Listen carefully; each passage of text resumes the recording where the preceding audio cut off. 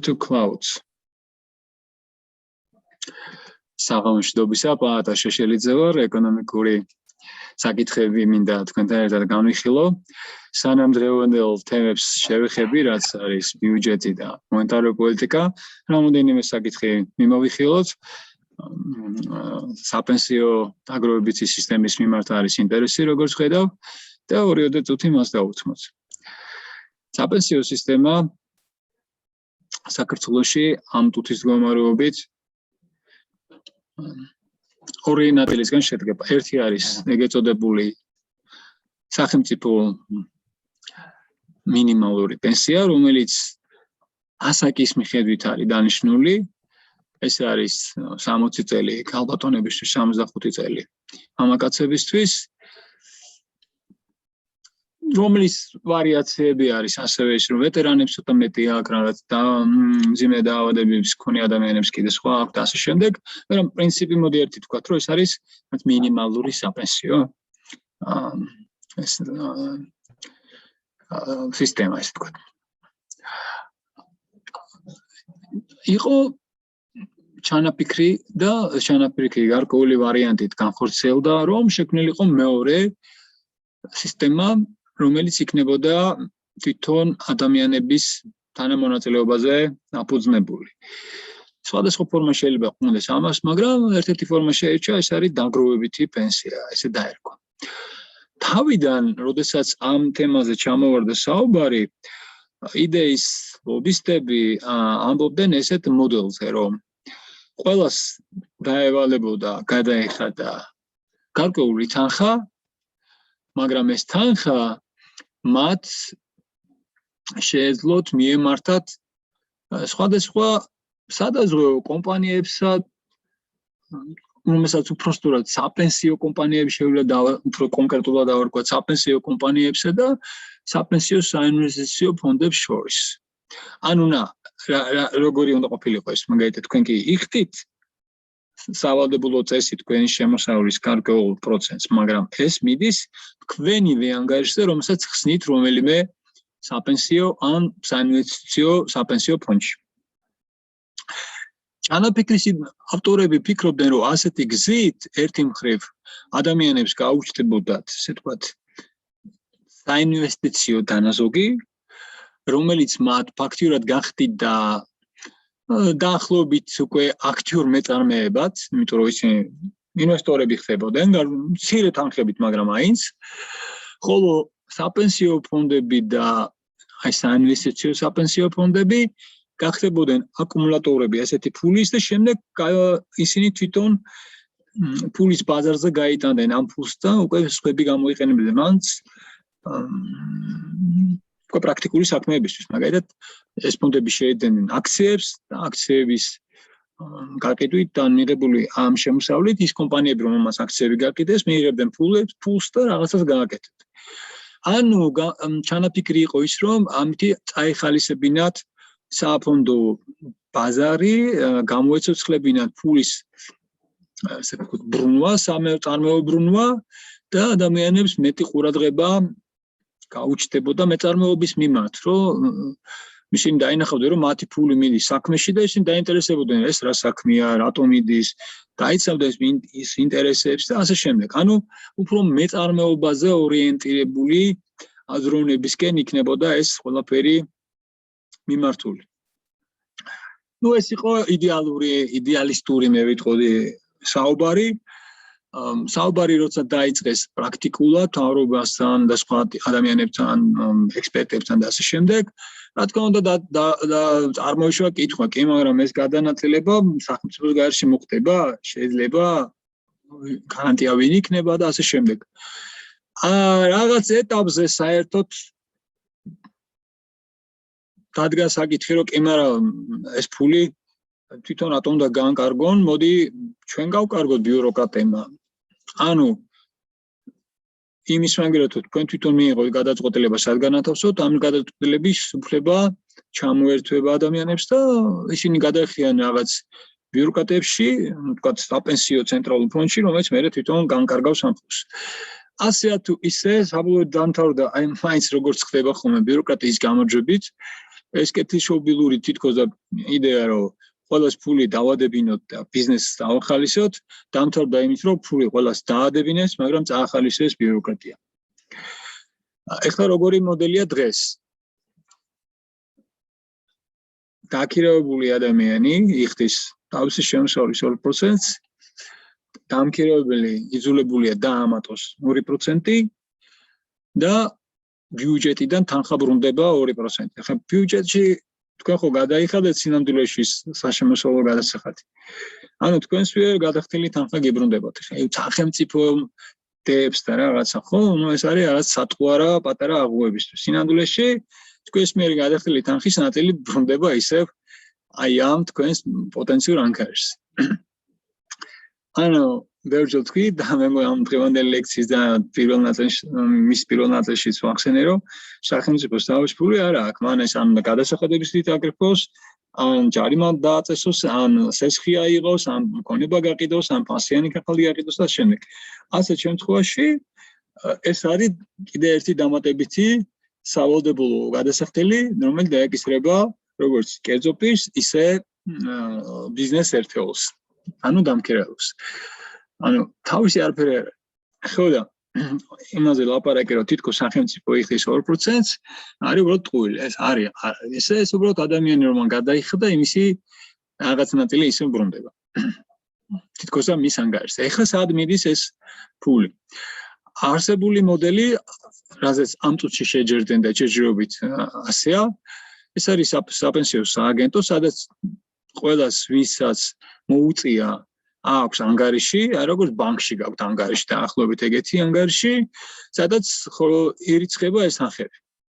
თქვენ შეგიძლიათ აკონტროლოთ, თქვენ წესით უნდა გქონდეთ მისამართი სააგენტოს საიტზე, თქვენი კოდი უნდა გქონდეს და შეხვიდეთ და ნახოთ ზუსტად რა თანხა გაქვთ. მე ვფიქრობ, რომ უნდა ადევნებდეთ თვალყურს. მე პირად გამოსული ვარ ამ სისტემიდან თავიდანვე და აღარ ვადევნებ თვალყურს, მაგრამ აქ ანგარიში თუ გავიხსენე კოდი და რაღაცები, შემიძლია გაჩვენ, მაგრამ წესით უნდა გქონდეთ, რა ვიცი ხა, თუ ფულს აგროვებთ, უნდა გქონდეთ. მაინც ნახეთ რა გაიხსენეთ. ბატონო? ანუ პლასტიკურ ბარათებს ჩანს, თავისუფლად შეგიძლია რომ ნახოთ თუ სიგიზის. ხო, კი, იქაც შეგიძლიათ მიიღო. მე ხო არა, მაგრამ ამიტომ აღარ მიჩნევს და კი ბატონო, გეთანხმებით. იქაც გიჩვენ. ანუ შეგვიძლია ახლა ვიცოდეთ რამდენი გვაქვს მოგროვილი? კი, ზუსტი ინფორმაცია შეგიძლია ნახო, კი. თეორიულად 60 და რაღაც უცბად, ხო? დიახ, 60 წლის თქვენ ძალიან ცოტა ვადაა, იმიტომ რომ 3 თვე ამ ამბის გარკვევაში და სხვა თორაფერი იმის გარკვევაში იღირს ადამიანს თუ არა, ძალიან ცოტაა. კი ბატონო. გეთახმებით. ხო და მოკლედ ამ წუთის მდგომარეობით სააგენტო განკარგავს ამ ფულს. მე სააგენტო შექმნა საინვესტიციო სტრუქტურა საბჭო. საინვესტიციო საბჭო იღებს გადაწყვეტილებას, სად წაიღოს ეს ფული, აი სად განათავსოს ეს ფული. მაგრამ როგორც გვხვდებით, ამას აკეთებს აი ეს სახელმწიფო ინსტიტუტი მის მიერ დაქირავებული სხვადასხვა პირების მიერ. ეხლა ამ შემთხვევაში იმ საბჭოში ვიღაც უცხოელები არიან, სამფონდო და სხვა ტიპის გამოცდილებით, შეიძლება ნორმალური ხალხი არ ვიცი, მაგრამ ხა რა ხდება? თქვენ თვითონ პრაქტიკულად იმ ფულის შემდგომ გამოყენებაზე გავლენა უკვე აღარ გაქვთ. თქვენ ვერ ახდენთ გავლენას. ისინი რასაც გადაწყვეტენ ისა. ეხლა ისინი რა გადაწყვეტილებებს იღებენ. უბრალოდ რა ჩარჩოები აქვს, რა გადაწყვეტილებების მიღება შეუძლიათ ჯერჯერობით. არსებული კანონმდებლობით იყო ესეთი რამე, რომ პირველ წლებში, პირველი 5 წელი იყო თუ არ მეშლება დათქმული, თანხები უნდა გათავსდეს ნაკლებად რისკიან აქტივებში. ნაკლებად რისკიან აქტივებად მოიაზრებოდა მაგალითად სახელმწიფოს პასიანი ქაღალდები. საერთაშორისო ბირჟებზე მოვაჭრე ქართული კომპანიების აქციები და ისეთი აქციები, რომლებიც ითვლება, რომ შედარებით ნაკლებად რისკიანია. გარდა ამისა, მაგალითად, მაღალრეიტინგური ბანკების დეპოზიტების შეტანა და ასე შემდეგ. ინფორმაცია, რომელიც გვაქვს ამ თუთის მდგომარეობით, გვეუბნება, რომ დაახლოებით 75%-მდე თუ სწორად ეს იცვლება, მაგრამ ყოველ შემთხვევაში დაახლოებით განთავსებულია საბანკო დეპოზიტებზე. და სხვა პასიანი გახლდებია ასევე შეძენილი. მაგრამ იმ დეპოზიტებზე განთავსების შემდეგ რა ბედი ეწიათ ამ თანხებს. ამაზე ინფორმაცია უკვე კომერციული საიდუმლო, იმიტომ რომ ბანკისაა ეს ფული და ეს ხო არ გეტყვის რომ ხა მე ამაში გამოვიყენი თუ იმაში მომყვა. თქო და ბანკისა იმ გაგებით რომ მან ეს ისეს ხა ხო დეპოზიტი რას ნიშნავს? თქვენგანს ეს ხულობს ბანკი ფულს. კერო დეპოზიტზე შეგავთ ფული, ვადიან დეპოზიტზე მაქვს ხო? საუბარი. ეს ნიშნავს რომ თქვენ ბანკს ასეს ხედავთ ფული და ის გეუბნებათ რომ მე ერთ წელიწადში დაგიბრუნებ 12% სარგებლი თუ რაღაც რამდენიც არის გააჩნია. წარმოვიდგინეთ ხო? ეგეთი რაღაცა. ანუ სააგენტო ფულს აძლევს ბანკებს. ბანკები ეს ხულობენ და მე ბანკები როგორ ყენებენ უკვე მაგის თქმა ისე ზუსტად საჯერო შეუძლებელია. თუმცა შეგვიძლია ვივარაუდოთ რომ ბანკების აბსოლუტური უმრავლესობა სწორედ იმიტომ იღებს ამ დეპოზიტებს, რომ შემდეგ გამოიყენოს სახაზინო ვალდებულებების შესაძენად, რომელიც ასევე ითვლება ნაკლებ რისკიან ინვესტიციად. მანდ არის რაღაც პროცენტი განსხვავება, როგორც წესი, რომელიც მათ აძლევს სრულიად შვიდი ცხოვრების საშუალებას აიღონ აქედან ყოველგვარი პრობლემის გარეშე, ყოველგვარი რეკლამაზე დახარჯვის გარეშე, ყოველგვარი რაღაც ადმინისტრაციული რესურსების დახარჯვის გარეშე ფული და იქ გაასესხონ ასევე ყოველგვარი პრობლემის გარეშე გარანტირებული შემოსავალი 1%. ძალიან საინტერესო გარიგება ფაქტურად, მაგრამ პრობლემა იმაში მდგომარეობს, რომ თუ კი ეს ასეა, მე ვფიქრობ, რომ ესეა. მაშინ გამოდის, რომ ჩვენ არანაირი დანაზოგი და არანაირი საინვესტიციო რესურსი არ გვქონია. ჩვენ უბრალოდ ეს ფული მივეცით სახელმწიფოს მიმდინარე ვალდებულებების დასახარჯად. ანუ ეს ფული არის დახარჯული მეტწილად. ის იდეა რომ თითქოს ეს ფული გამოვა ბაზარზე, ფონდებს ახალისებს, ამას გაჩნდება გრძელვადიანი ფული, ეგრეთ წოდებული ესეთი ჩანაფიქრი იყო, რომ გრძელვადიანი ფული გაჩნდება და საინვესტიციო აქტივობას ახალისებს. უბრალოდ ეს სიცრუე და ტყუილი იყო, იმიტომ რომ ესეთი ამოცანა სანთორბო ბიუროკრატებს ნამდვილად არ ჰქონდათ. მათ ჰქონდათ დამატებითი შემოსავლის წყაროს მოძებნა ბიუროკრატიული ხარჯების დასაფარად და ესე ლამაზად გააფორმეს და ძალიან ბევრი ადამიანი ჩართეს ამ საქმეში ისე რომ უბრალოდ მოატყუეს და შეუქმნეს არასწორი წარმოდგენა იმაზე თუ რას ეკეთებენ. საბოლოო ჯამში ჩვენ მე ესე მგონია და ესე ვფიქრობ და ყველანაირი ინფორმაცია ამას ადასტურებს, რომ ანგარიშებზე თქვენ გააქვთ ვალდებულება, რომელიც თავისთავზე საპენსიო ფონდმა აიღო, საპენსიო სააგენტომ აიღო, მაგრამ შეძლებს თუ არა მის განაღდებას, ეს ძალიან დიდი ეჭვის ქვეშ არის. მეტილად იმიტომ, რომ თანხები მიმდინარე ვალდებულებებზე უმეტეს შემთხვევაში დახარჯული, ხოლო რა იქნება თქვენ შორეული 25 თუ რამდენი წლის მერე ვიდრე თქვენ მოგიწევთ საპენსიო ასაკი და შესაბამისად ამ თანხის გამოყენების უფლება გაგიჩნდებათ, მას კაცშომა არის ის რა იქნება. ყველაფერს რო თავი დავანებოთ, რაზეც ხშირად იყო საუბარი, მაგრამ კატეგორიულად ვარყოფდნენ ამას. ეს არის ინფლაცია, ანუ გაუფასურება, ანუ ორივე ვთქვათ, ფულის გაუფასურება და თვითონ საქმის მასების ზრდა. რაც ნიშნავს იმას, რომ კი შეიტანე 10 ლარი, მაგრამ როცა გამოიტან, თქვათ, ის ერთი კაპიკით შეიძლება არ ღირდეს რეალურად, იმიტომ რომ 10 ლარად იმასაც კი ვერ შეიძენ, რასაც დღეს შეიძენდი პირდაპირ გამოგეყენებინა. რა თუ რო დაემატოს რაღაცა და უფრო მეტი შეიძინი. კონკრეტული ვალდებული პირი, რომელიც ამ შემთხვევაში სარალს გადაიხდის, არ არსებობს, იმიტომ რომ ისინი გეუბნებიან, რომ აი ჩვენ გვეყოლება საინვესტიციო საბჭო, ის მიიღებს კომერციულ გადაწყვეტილებებს ჩვეულებრივი კომერციული რისკით, რომელიც ზოგი გაამართლებს, ზოგი არ გაამართლებს და შესაბამისად ჩვენ ზუსტად ვერ გეტყვით. რეალურად იქნება შანსი ამ ვალდებულების გასვენების თუ არა. აი ეს სამწუხარო რეალობა. ანუ თქვენ ვერ განკარგავთ თქვენ ფულს, თქვენ ვერ განკარგავთ ამ ფულის გამოყენების გზებს, თქვენ არ აგაქვთ არანაირი გარანტიები, რომ ის დაბრუნდება და რაც თავარია, რომ ეს ფული საერთოდ ხმარდება სამეწარმეო საქმიანობის სახალისებას.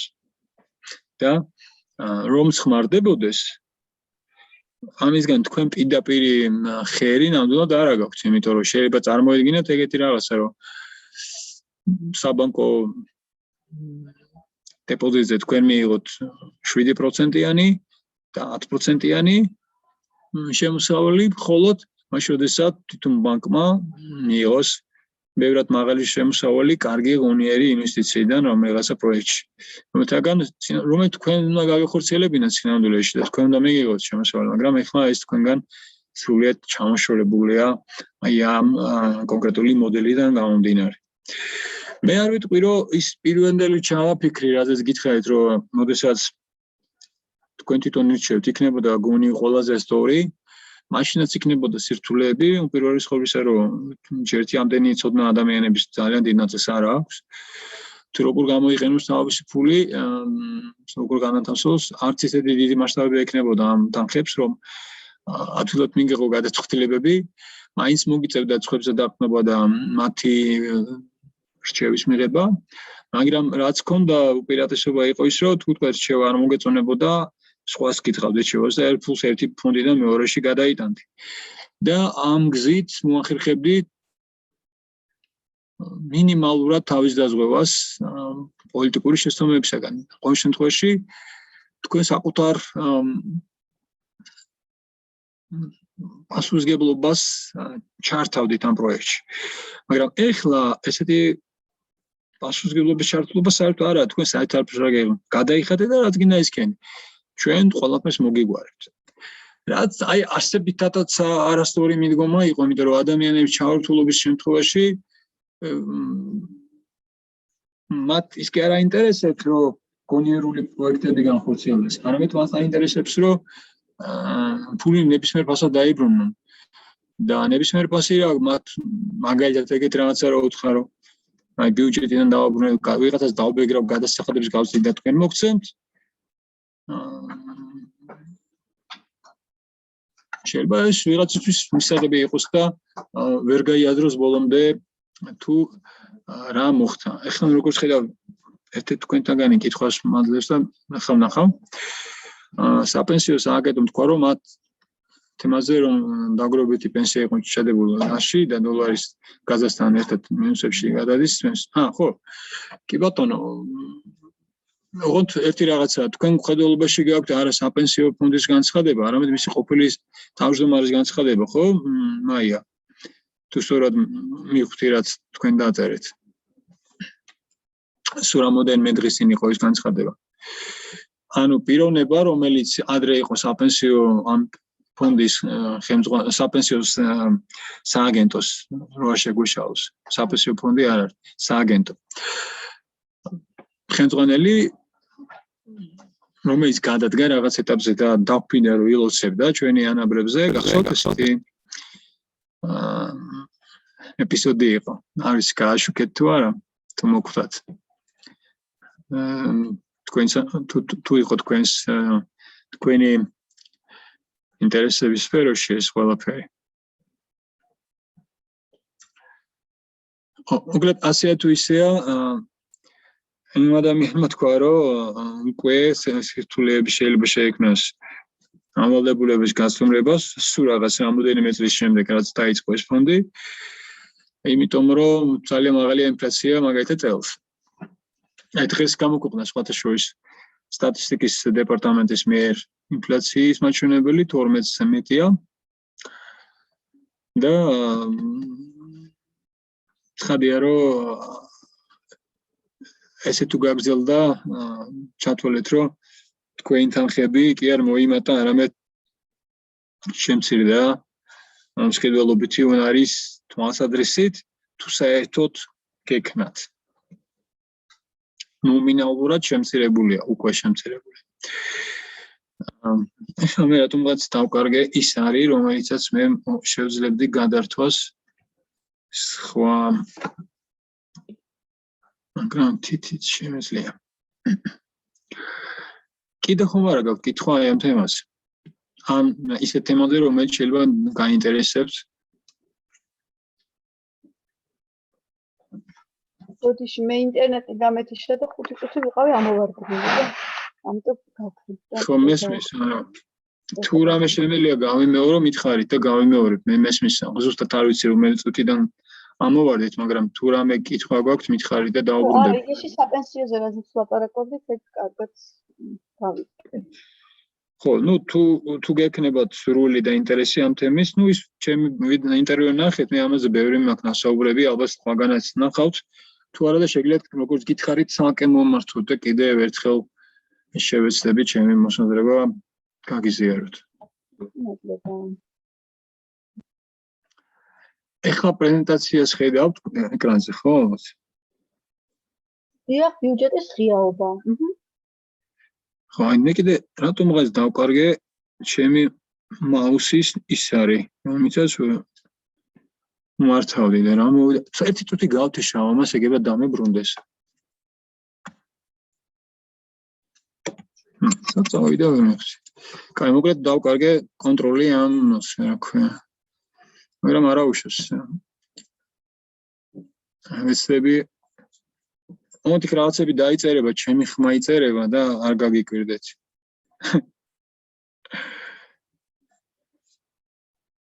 როგორც ესმის ისე ტესტი, რაღაც ფუნქცია აქვს, რომელიც უნდა გათიშო ხოლმე, მაგრამ ეხლა ვერ ვთიშო. მოკლედ ქვემოთ რაც იწერება, იმას ნუ მიაქცევთ ყველაფერს. მოკლედ მინდა დავაბრუნდე ბიუჯეტის საკითხს და მე გასულ ლექციაზე ბევრი ვისაუბრე, რომ ბიუჯეტის ფორმირების თვალსაზრისით საქართველოს მოტინავე ქვეყნების ტრადიციები სწრაფად აითვისა, ასე თუ ისე. და შესაბამისად ისიც გითხარით, რომ სხვადასხვა კვლევით საკმაოდ დაწინაურებულიც არის გამჭვირვალეობის თვალსაზრისით მაგალითად და ხელმისაწვდომი ინფორმაციის, ხალხის ჩართულობა და ასე შემდეგ. აი ერთ-ერთი მაგალითი აგერ არის 2017 წელს საქართველოს 92 ქულით სრულიად გამჭვირვალე ქვეყნების რიგში მოხვდა, მეხუთე ადგილი დაიკავა 115 ქვეყანას შორის. ეს საკმაოდ კარგი არის. მეორე საკითხია, კიდევ ერთხელ ვამბობ, რომ ამდენად გონივრული გადაწყვეტილებები მიიღება. გამჭვირვალე არის, მაგრამ ეს ანიშნავს, რომ ყოველთვის გონივრულია, ხო? ეს ორი სხვადასხვა რაღაცა. შეიძლება, აი როგორც ეგრე გითხარით, საყოველთაო განხილვა მოაწყო საპენსიო ფონდის სააგენტოს სხვადასხვა მოდელთან დაკავშირებით და მიიღო ყველაზე სუსტი გადაწყვეტილება და მე თქვა, რომ ხო გენდა, აი ხალხმა დამიჭირა მხარი. ხო ყველაფერი აგიხსენით. გითხარით, დაგიწერეთ, ჩართული იყავით, რა გინდათ ჩემთან გეტყვიან. ნუ უნდა უთხრა ის, რომ კი ბატონო, ჩართულობისთვის მადლობა, მაგრამ ძალაუფლებაც არის საჭირო, ხო? მე კი ვილაპარაკე, მაგრამ არავინ არ მომისმინა. არ მომისმინა არა იმიტომ, რომ არ აინტერესებდათ, არამედ მათ თავისი ამოცანები ჰქონდა და ჩემი მოსმენა უბრალოდ ამ თუთისთვის, ამ კონკრეტული ამოცანისთვის არ ჭირდებოდათ. იმათ არ ვთქვათ, რომ ჩემი არგუმენტები არ არის სწორი, მათ თქვეს, რომ ეს მათთვის საინტერესო არ არის ამ ეტაპზე, იმიტომ რომ მათი ინტერესი ხო სხვა არის. ანუ მე იმის თქმა მინდა, რომ ბიუჯეტის ფორმირება სწორედ ესეთი რაღაცა არის. შეიძლება იყოს გამჭვირვალე, შეიძლება იყოს თითქოს ლოგიკური, იყოს დათვლადი, იყოს ყველა Excel ფაილი, სადაც ანგარიშია აწვირთული, შეიძლება გქონდეს ადამიანებს რაღაც იდეების განვითარების საშუალება, საკუთარი იდეების და ბიუჯეტების რაღაც პროექტების ბიუჯეტების მიწოდების საშუალება, მაგრამ პრობლემა არის ის, რომ საბოლოო ჯამში გადაწყვეტილებას იღებენ ისინი, ვინც უშუალოდ ამ ბიუჯეტის ფორმირებით არიან დაკავებული და დამვიწრო ჯგუფია სინამდვილეში. როგორც წესი, როცა ვიწრო ჯგუფი იღებს გადაწყვეტილებას, რა თქმა უნდა, ინტერესს და შეთანხმება, სწორედ ამ ჯგუფთან ხდება. ვინც ახერხებს სწორედ მათი პროექტები, მათი შეხედულებები, მათი გეგმები აისახება საბოლოო ჯამში ბიუჯეტში. და რა თქმა უნდა, აი ამ მოდელში, გასაგებია რომ ესეა, ხელისუფლების მმართველი ჯგუფის დომინირება არის უდაო. თუკი ეს ბიუჯეტი მაგალითად ერთპარტიული მმართველობის პირობებში მიიღება, რა თქმა უნდა, არ არის შეუძლებელი, რომ ხშირ შემთხვევაში ეს ბიუჯეტი იყოს მორგებული აი ამ ერთი პარტიის ინტერესებს. მაგალითად, მათ შეუძლიათ თამამად დაგეგმონ თავიანთი საქმიანობა, მათი ქვესტრუქტურების საქმიანობა, იქიდან გამომდინარე, რომ სწორედ ის პროექტები განახორციელონ, რომელიც მათ პოტენციურად დამატებით ხმებს, შემოსავლის წყაროებს, საკუთარი ინტერესების სხვადასხვა გზით დაკმაყოფილების შესაძლებლობას მისცემს. მაგალითად, გაიყვანონ გზა იქ, სადაც მათი პოტენციური მხარდამჭერები არიან, მისცემ ფული ისეთ კომპანიებს, რომლებიც მათთან იქნებიან დაკავშირებული სხვადასხვა ფორმით, ან წევრები ეყოლება იქიდან, ან შემოწირულობებს მიიღებენ იქიდან, ან ახლობლები არიან და შემდეგ, ანუ ესეთი რაღაცები შესაძლებელია. ამიტომ ეს გამჭვირვალეობა და პრაქტიკული ნაწილი ცოტა ერთმანეთთან კონფლიქტშია ხოლმე და არ უნდა გაგვიკვირდეს მაგის მომენტი. თან რა არის იცით, თვითონ კომუნიკაცია, თქვათ, რა არის გასაკეთებელი, საკმაოდ დიდხანს მიმდინარეობს და მიუხედავად იმისა, რომ თითქოს და გამჭვირვალეა, არ ნიშნავს, რომ ყველა ადამიანს აქ დრო, უნარი, ენერგია, რომ ამას ბოლომდე ჩაეძიოს. რა თქმა უნდა, ვინც გაწოდებს ამ ინფორმაციას, იმას აქვს უფრო მეტი შანსი, ვინც იღებს ინფორმაციას, იმას ნაკლები შანსი, რომ თავიდან ბოლომდე მიყვეს პროცესი. ეხლა თქვენ წარმოიდგინეთ, ჟურნალისტიც რო იყოთ და ძალიან დაინტერესებული რო იყოთ, თქვენ ხო ფინანსოვან მინისტრს ვერ ჩაანაცვლებთ, არა, თქვენ ხო ვერ შეძლებთ, რომ ამ პროცესის თავიდან ბოლომდე მონაწილე იყო. თქვენ შეიძლება რაღაც მომენტებში დაუბრუნდეთ ამ თემას, დაუბრუნდეთ იმას, გააგრიტიკოთ ან შეაქოთ რაღაც მონაკვეთი, მაგრამ თქვენ ამ თქვენ პროცესს ვერ აითვისებთ, უბრალოდ ტექნიკურად ვერ შეძლებთ ამის გაკეთებას. ადამიანური რესურსი არ გეყოფათ ამის და შესაბამისად, ცხადია, რომ იმის შანსი, რომ საკუთარი დღესასწაული განახორციელოს არის ბევრი და თქვენი შანსი, რომ მოახდინოთ ამ დღესასწაულის თქვენ ინტერესებთან მორგება. ეხლა მოდით უფრო პრაქტიკულები რო ვიყოთ, ფინანსთა სამინისტროს ვეგვერდია ეს და რის საფუძველზე აკეთებენ. ახლა ფორმალურად თავიდან თითქოს და ისინი ეფუძნებიან მაკროეკონომიკურ ანალიზს. აი მაგალითად ხედავთ, ბიუჯეტის ანალიტიკური მონაცემები წერია და შემდეგ არის მთლიანი შიდა პროდუქტი და ეკონომიკური ზრდა, ბიუჯეტის დეფიციტი, ინფლაცია, ნაერთი ბიუჯეტი, სახელმწიფო ბიუჯეტი, ესეთი ჩანაწერებია და რა თქმა უნდა იწყება მთლიანი შიდა პროდუქტი ეკონომიკური ზრდა, რომელიც გულისხმობს ეკონომიკურ პარამეტრების ანალიზს. ამას აკეთებენ წლიდან წლამდე და თქვენ შეგიძლიათ ეს ყველაფერი ნახოთ თვითონ ამ საიტზე, სადაც არის განთავსებული სხვადასხვა წლის ბიუჯეტი თავისი დანართებით, Excel ფაილებით, განმარტებებით და ასე შემდეგ. განმარტებითი ბარათი იწერება ხოლმე, რომელიც ხსნის, თქვათ, რის საფუძველზეა მიღებული ეს ბიუჯეტი, რა ეკონომიკური პარამეტრებია განხილული, რა მოლოდინებია, თქვათ, პროგნოზირებული და ასე შემდეგ და ის დეტალებში ახსენებს იმ მოვლენებს, რაც მათი აზრით მიმდინარეობს. ხანდახან რა თქმა უნდა არასწორი ინტერპრეტაცია, მაგრამ ყოველ შემთხვევაში არის მათი ინტერპრეტაცია და მათზე დაფუძნებული მიდგომები, ანუ გადაწყვეტები მაგალითად. საკმაოდ დიდი დოკუმენტია ბიუჯეტი, შედგება რამოდენიმე ნაწილისგან. სახელმწიფო ბიუჯეტის მაჩვენებლები, სამეცნიერო ბიუჯეტის შემოსავლები და მოკლედ საკმაოდ დეტალიზებულია, არის Excel ფაილები, დასკვნები და ასე შემდეგ. ყველაფერი ეს ხელმისაწვდომია, მე როგორც კიდევ ერთხელ ხმას უსვამ, წლების მიხედვით, თითქმის ყველა წელზე არის, აი ამ რასაც ხედავთ აქ, უფრო მეტიც არის, მე თუ არ მეშლება, ყოველ შემთხვევაში დაარქივებული იქნება. და ასე რომ თუ შედარება გჭირდება თლიდან წელიწადზე იქ რა მოხდა მე რითი შეიცვალა თუ ამის სრული გექნება დრო გექნება და ინტერესი გექნება ამისი ამოფექვა ასე თქვა შეიძლება შემდეგ მოყვება ხოლმე ესეთი Excel-ში დამუშავებული ცხრილი ნუ ახლა მე PDF-ში გადაიყვანენ თუ სხვა ფორმატში ეკო მეორე საკითხია სადაც არის კონცენტრირებულად წარმოდგენილი სხვადასხვა მნიშვნელოვანი მაკროეკონომიკური მონაცემი რაც შეიძლება რამეს გეუბნებოდეს შეიძლება არ გეუბნებოდეს ყოველ შემთხვევაში ბიუჯეტს მოყვება ესეთი დანართი და ისინი გეუბნებიან რომ ესეთია დინამიკა ესეთია ჩვენი პროგნოზი და სწორედ ამის საფუძველზე ვაკეთებთ აი ამ კონკრეტულ ბიუჯეტსო. ეხლა ცოტა ძველი მონაცემია 19 წლის ბიუჯეტის ადგენისას გაკეთებული, უბრალოდ ეს ფაილი მქონდა, აღარ დავიწყე გახალისება, არსებითი მნიშვნელობა არ აქვს. აქ ლაპარაკია იმაზე, რომ 18 წლის მონაცემები იქნა გამოყენებული, როდესაც წარადგინეს 2019 წლის ბიუჯეტი. ალბათ ერთი რაღაცა, აი მიაქციეთ ყურადღება ზემოთ წლები სადაც არის. ზოგს უწერია ფაქტ, მერე წერია მოსალ და მერე პროგნოზი. ანუ როგორი შიფრება? ფაქტობრივი, მოსალოდნელი და პროგნოზირებადი. ანუ რა ხდება?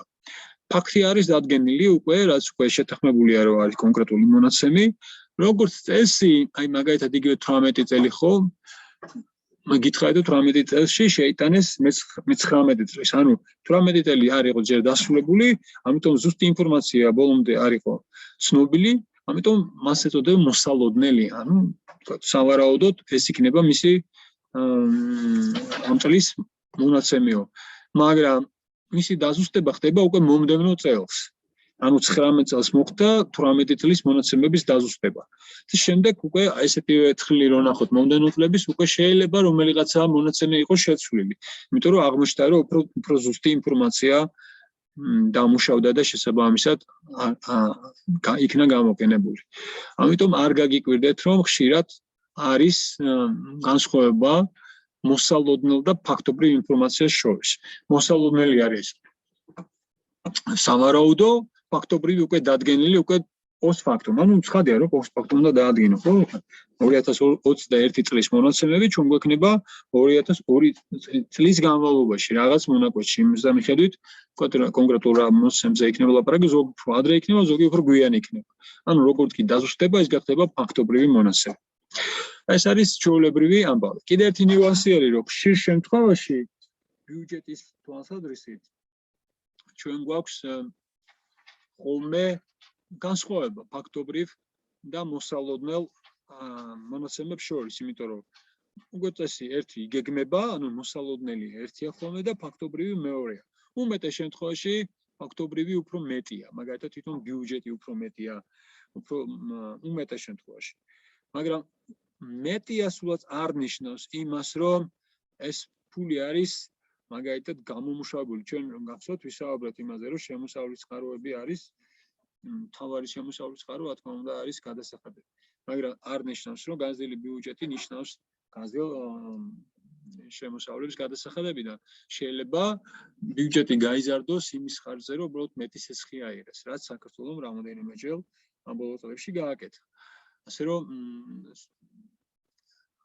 ეს თქვა დაინახეთ, რომ ბიუჯეტი ფაქტობრივად უფრო მეტია მოსალოდნელ, ანუ გეგმილზე, ესე რომ ვთქვათ, აუცილებლად არ უნდა გაგიხარდეთ, იმიტომ რომ შეიძლება პირიქითაც იყოს საქმე, განზრდილი ბიუჯეტი იყოს უკვე აღებული ვალის ხარჯზე, რაც მერე იქნება გადასახდელი და რაც ალბათ ყველაზე კაი გზა არ არის.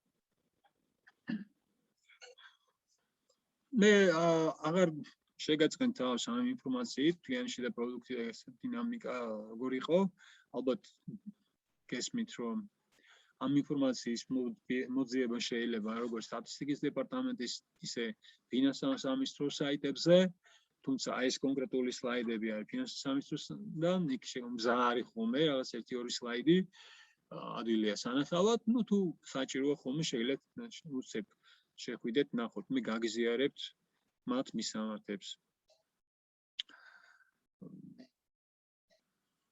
ბევრი ინფორმაცია, რომელიც შეიძლება იყოს სასარგებლო, შეიძლება არ თუ ისე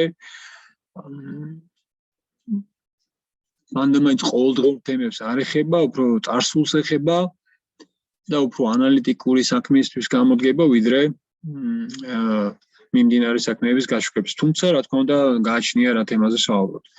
მაგალითად, თუ საუბრობთ სახელმწიფო ბიუჯეტის შემოსულობებზე, თქვათ რა წყაროებია და როგორია მათ შორის განაწილება, შეგიძლიათ შეადაროთ და აღმოაჩინოთ, თქვათ, მაგალითად, წელს გითხარით, რომ გადასახადები არის ყველაზე დიდი წყარო, ხო? აგერ აღმოჩნდა, რომ 19 წელს იყო 75%. თქვენ შეგიძლიათ სხვა წლებს შეადაროთ და შეაფასოთ დინამიკა. იგივე საგარეო ვალის ზრდა. აღმოაჩინოთ, რომ მაგალითად 2020 წელს ხო არ იყო უფრო დიდი საგარეო ვალი ეს აღებული და შესაბამისად ხო არ გაიზარდა საგარეო ვალის ზრდის ნაწილი პროცენტულად მთლიან შემოსულობებში. მაგალითად იგივე შეგიძლიათ დააკვირდეთ პრივატიზებას. აი ნახეთ, მხოლოდ 1% იყო შემოსავალი პრივატიზებიდან 2019 წელს. თქვენ შეგიძლიათ მომდენო ან წინა წლები ნახოთ ანალოგიური ინფორმაცია და შეადაროთ, იყო თუ არა დინამიკა და განსხვავება, თუ ეს ჩვეულებრივი ნომინალური მონაცემია, რომელიც წინა წლამდე მანამაინც არ იცვლება. ახლა ცხადია, რომ რაც უფრო ფართოვდება პრივატიზება, უკვე მომდენო წელს უფრო ნაკლებია საპრივატიზაციო აქ. შეიძლება დასკვნა, რომ შემოსავლები, რა თქმა უნდა, შეიძლება აღარ გაიზარდოს ისეთი მასშტაბი არ კონდეს, როგორც მანამდე. თუმცა მეორე მხრივ ძნელია სათქმელი, რომ გავედით თუ არა ამ დონეზე უკვე, იმიტომ რომ როგორც მაინც გითხარით, რომ სასოფლო სამეურნეო მიწების მნიშვნელოვანი ნაწილი ჯერ კიდევ სახელმწიფო საკუთრებაშია და პლუს კიდე წიაღისეული და ასე შემდეგ, ასე რომ გადალახულია თუ არა ეს პიკი პოტენციური შემოსავლების ამის თქმა არის ძალიან რთული, სანამ ეს ყველაფერი რეალურად არ გაიყიდება, ბაზარზე არ გამოვა. როგორც ხედავთ, ვალი როგორც საგარეო, ისე საშინაო, ეს ამ კონკრეტულ შემთხვევაში ღია ნაცრისფერი და ყვითლით არის აღნიშნული. ერთად რომ ავიღოთ, არის მნიშვნელოვანი კომპონენტი შემოსულობების ჩამოყალიბების. ხო, ესე იგი ძალიან დიდი თანხა არის, რომ ერთად არის როგორც ხედავთ 17% მთელი შემოსულობების ვალი. ესეთია ბიუჯეტის ასე ვთქვათ შემოსულობების სტრუქტურა, რომ წარმოდგენა გქონდეთ. და ეს ყბადაღებული გრანტები ძალიან მცირეა, რომ სხვა ქვეყნები რო გჩქნიან და რაღაცებს გვეხმარებიან, შედარებით მცირეა, 3%-ია და უმეტეს შემთხვევაში ესეთი ტიპის გრანტები უფრო საქველმოქმედო და მიახლოებულ მიზნებს ხმარდება სინამდვილეში. აი აქ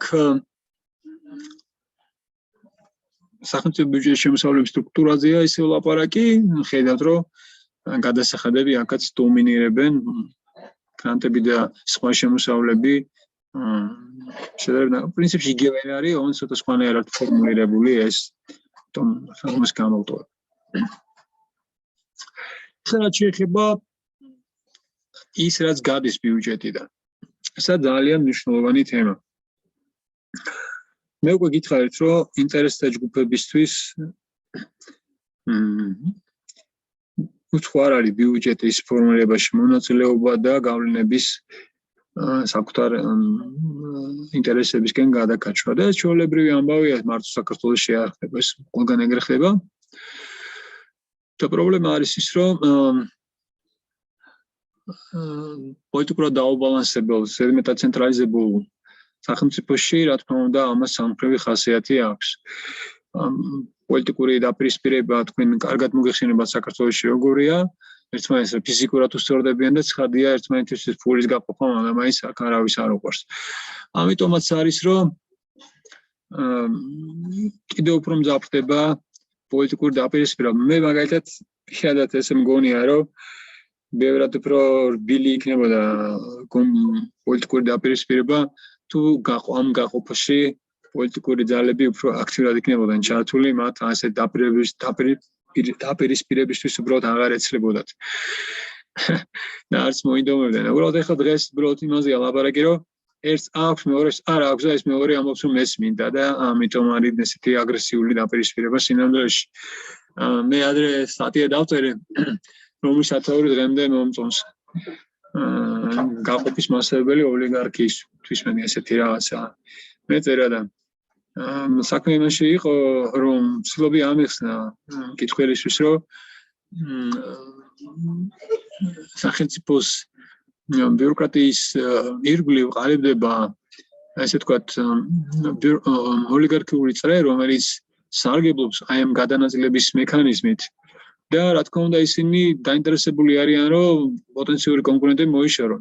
ამიტომ მუდმივად უჭერენ მხარს ერთ პოლიტიკურ ძალას და ეს სტატია მე დავწერე მოქალაქეთა კავშირი იყო მაშინ. და შესაბამისად ყველანაირად ცდილობენ აი ახალი პოლიტიკური ძალების შესუსტებას, იმიტომ რომ მე იქიდან კიდე დამატებითი პოტენციური კონკურენტები არ შემოყვეს იმ ჯგუფებს. შედეგად ჩვენ ვიღებთ ძალიან ხისტ მოუქნელ არაკონკურენტულ პოლიტიკურ სისტემას, სადაც ოლიგარქებს კი აქვთ ეს შემოსავლები, მაგრამ დანარჩენს არავის არ აქვს და შესაბამისად არის ძალიან დიდი დაპირისპირება და ქონებრივი განსხვავება. რაც სინამდვილეში ამ ოლიგარქებს ჩემი აზრით მანდ-მაინც გონივრულად არ უნდა აწყობდეთ, იმიტომ რომ კი მათ აქვს, ხობს არ აქვს და შეიძლება მათ არ შერჩეთ. სწორედ ასე გამოვიდა, რომ შემდეგ მოხდა ვარდების რევოლუცია და ძალიან ბევრი ასეთი ადამიანი, რომლებიც ამ ესეთი ბიუჯეტური პრივილეგიების სარგებლობდნენ, იძულებული გახდა თავისი ზოგჯერ კანონიერი, ზოგჯერ უკანონო შემოსავლები დაეთმო და ჩვენ ვიცით, რომ იყო ქონები ძალიან დიდი გადანაწილება და პრობლემები ჰქონდათ ძალიან ბევრს. რამაც კიდევ უფრო გაახმავა დაპირისპირება, იმიტომ რომ ამას ჰქონდა უფრო ესეთი რევოლუციური ხასიათი და არა სხვა არასამართლებრივი ხასიათი ხშირ შემთხვევაში. და მივიღეთ ის, რომ უკვე სხვა ჯგუფმა ჩაანაცვლა ეს მოდელი, სხვა ჯგუფის ირგვლივ ჩამოყალიბდა ოლიგარქია. შემდეგ როცა ეს ჯგუფი კიდევ ერთხელ ჩაანაცვლეს, უკვე რევანშიზმი წამოვიდა და ახლა ძველმა ოლიგარქიამ ისევ ხა გამოიღო და ისევ შეუზღუდა დანარჩენს სარგებლობა აი ამ პოტენციური წყაროები და განაწილების წყაროსთან ახლოს მისვლა. აი მოკლედ იმ წრეზე ვტრიალებთ, ჩვენ გვაქვს ცენტრალიზებული სისტემა, რომელიც არ იძლევა საშუალებას, რომ გაყოფა მოხდეს და ამიტომ ჩემი გაკვეთილი ოლიგარქიისთვის არის ის, რომ სანამ გაყოფას არ ისწავლიან, ჩვენი ქვეყნის განვითარება იქნება მუდმივად სადაო და უბრალოდ არ შეერგებათ ელემენტარულად. მე უბრალოდ ვერ ხვდები, რომ ადამიანი, რომელიც არის, ვთქვათ, მაღალი შემოსავლების მქონე, რას სიამოვნებას ნახულობს ამ ქვეყანაში ცხოვრობით და აქსიარული და ეგეთ. უბრალოდ ვერ წარმომიდგენია აი ამ სიტუაციაში, აი ამ სიმენძურეში, აი ამ სოციალურ სიდუხჭირეში, ამ სამართლობაში, აი უბრალოდ რას სიამოვნებას ნახულობენ. გარდა იმისა, რომ შემოსავალი აქვს, მერე დაცულები არიან, კომფორტულად არიან, თამამები არიან, ეთქმებათ სადმე სიტყვა, შეუძლიათ მარტო დადიოდნენ ქუჩებში, უბრალოდ არ მესმის ეს ყველაფერი. ეს მაშინ, როდესაც შეიძლება ეს ბევრად უფრო ცივილურად, უფრო გონივრულად და ბევრი ადამიანის ინტერესის დაკმაყოფილების ხარჯზე და შეკავშირების ხარჯზე მოხდეს. რო დაუბრუნდე უშუალოდ ბიუჯეტს ან ეს თეორიული წინახსნის მერე ესეთი რამეა, რომ როგორც წესი პრიორიტეტები აქვს ბიუჯეტს. აი პრიორიტეტები როგორც წესი აი ესეთი ხასიათით არის ჩამოყალიბებული განათლებას, ჯანდაცვას, თავდაცვას აქვს გამოკვეთილი პრიორიტეტი ინფრასტრუქტურა, რეგიონები, მაკროეკონომიკური სტაბილურობა, ინსტიტუციების განვითარება, ნიდვილებით გადაადგილებულ პირთა დახმარება, რაც ამ წუთში საქართველოში ჯერ კიდევ არის სერიოზული პრობლემა. კულტურის, სპორტის და მსგავსი თემები, საგარეო ურთიერთობები, სოფლის მეურნეობა, სასამართლო სისტემა, გარემოს დაცვა, აი ეს არის ის თემები, რომლებიც როგორც წესი არის პრიორიტეტები და შესაბამისად ფული ნაწილდება ამ პრიორიტეტების მიხედვით.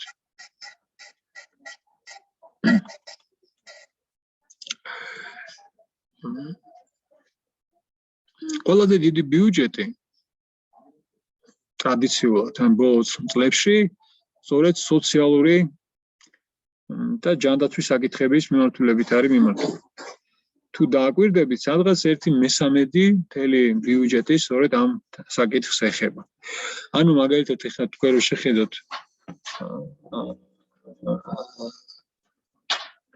თუ რაზე იხარჯება ბიუჯეტი, აღმოაჩენთ, რომ 1/13 იხარჯება ჯანდაცვის და საპენსიო და სოციალური საკითხების მოგვარებას. ოღონდ საპენსიო ხედველობაში მაქვს აი სავალდებულო საპენსიო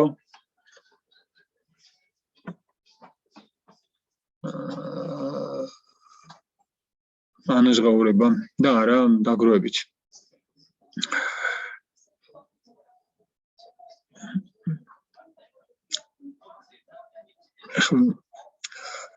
მეორე პუნქტი, როგორც ხედავთ, აი ამ კონკრეტულ 19 წელს იყო რეგიონალური განვითარება, ინფრასტრუქტურა და ტურიზმი. როგორც ჩანს, ეს ტენდენცია მესევე სტაბილურია. ამ მიმართულებით ბიუჯეტის ძალიან მნიშვნელოვანი თანხა მიემართება. ელემენტარულად თუნდაც მე უკვე გითხარით, რომ სახელმწიფო არის ცენტრალიზებული და რეგიონების ბიუჯეტი, რაიონების ბიუჯეტი, ანუ მუნიციპალიტეტების ბიუჯეტი ძირითადად ტრანსფერებით ფორმირდება. აქედან გამომდინარე, არ უნდა გაგიკვირდეთ, რომ ეს არის დიდი წილი.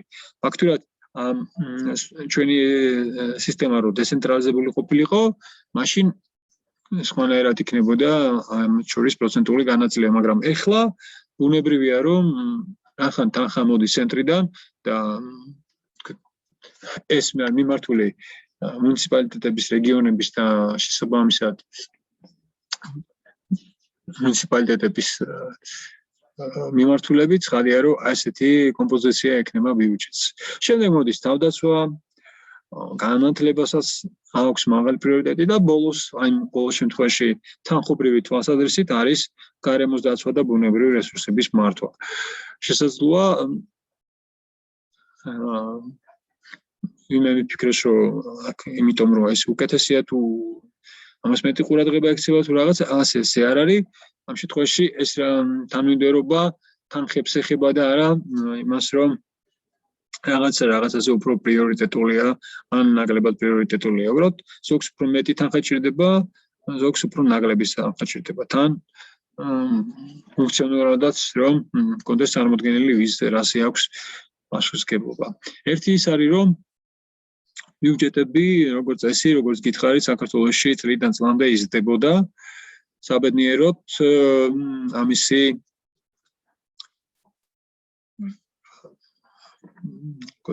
ეკონომიკური დინამიკა უმეტეს შემთხვევაში იყო, თუმცა როგორც ასევე გითხარით, ხშირ შემთხვევაში ეს იყო სესხების აღების ხარჯზე და ამ შემთხვევაში შეიძლება თქვა, რომ დინამიკა მაინც იყო შენარჩუნებული, მიგაგებით, რომ სესხს რო იღებ, გარანტია ხომ უნდა იმის გადახდეს, აქედან გამომდინარე, გენდობიან რომ გაძლევენ სესხს, შეიძლება თქვა, რომ საკმარისი დინამიკა გაქვს სესხის აღებისთვის, მაგრამ მე მაინც ვთვლი, რომ სესხის აღება არის ყველაზე ცუდი გზა, თქვა, პოტენციის შესაფასებლად და უფრო აქცენტი უფრო უნდა ჯობია გაკეთდეს რეალურ შემოსავლებზე, ადგილობრივ შემოსავლებზე და მათი მეშვეობით მოხდეს პოტენციის შეფასება.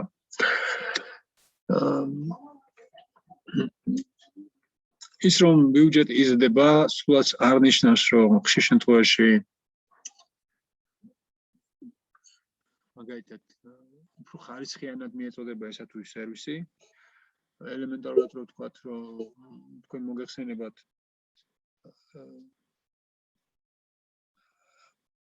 აი წარმოიდგინეთ, რომ სასკოლო სივრცეა. და თქვენ გინდათ, რომ ბავშვმა მიიღონ ხარისხიანი განათლება. თქვენ გინდათ, რომ გაიზარდოს პედაგოგების ხელფასი და გგონიათ, რომ შეიძლება ამან წაახალისოს მათი სწავლების ხარისხი. ანუ გაზარდოს. მაგრამ თუ თქვენ ამას მიახსევთ, თქვათ მეტ ფულს გადაუხდით, ეს ავტომატურად არ ნიშნავს, რომ პედაგოგი კარგი გახდება. რატომ? იმიტომ რომ თვითონ ამ სისტემაში არის მეორე მხარე, როდესაც თქვენ არ აგაქვთ საშუალება თავისუფლად დაიქირავთ პედაგოგი. ამიტომ არსებულ პედაგოგებზე ხელფასების გაზრდა სულაც არ ნიშნავს, რომ ისინი უკეთესი ხარისხის განათლებას მისცემენ ახალგაზრდებს.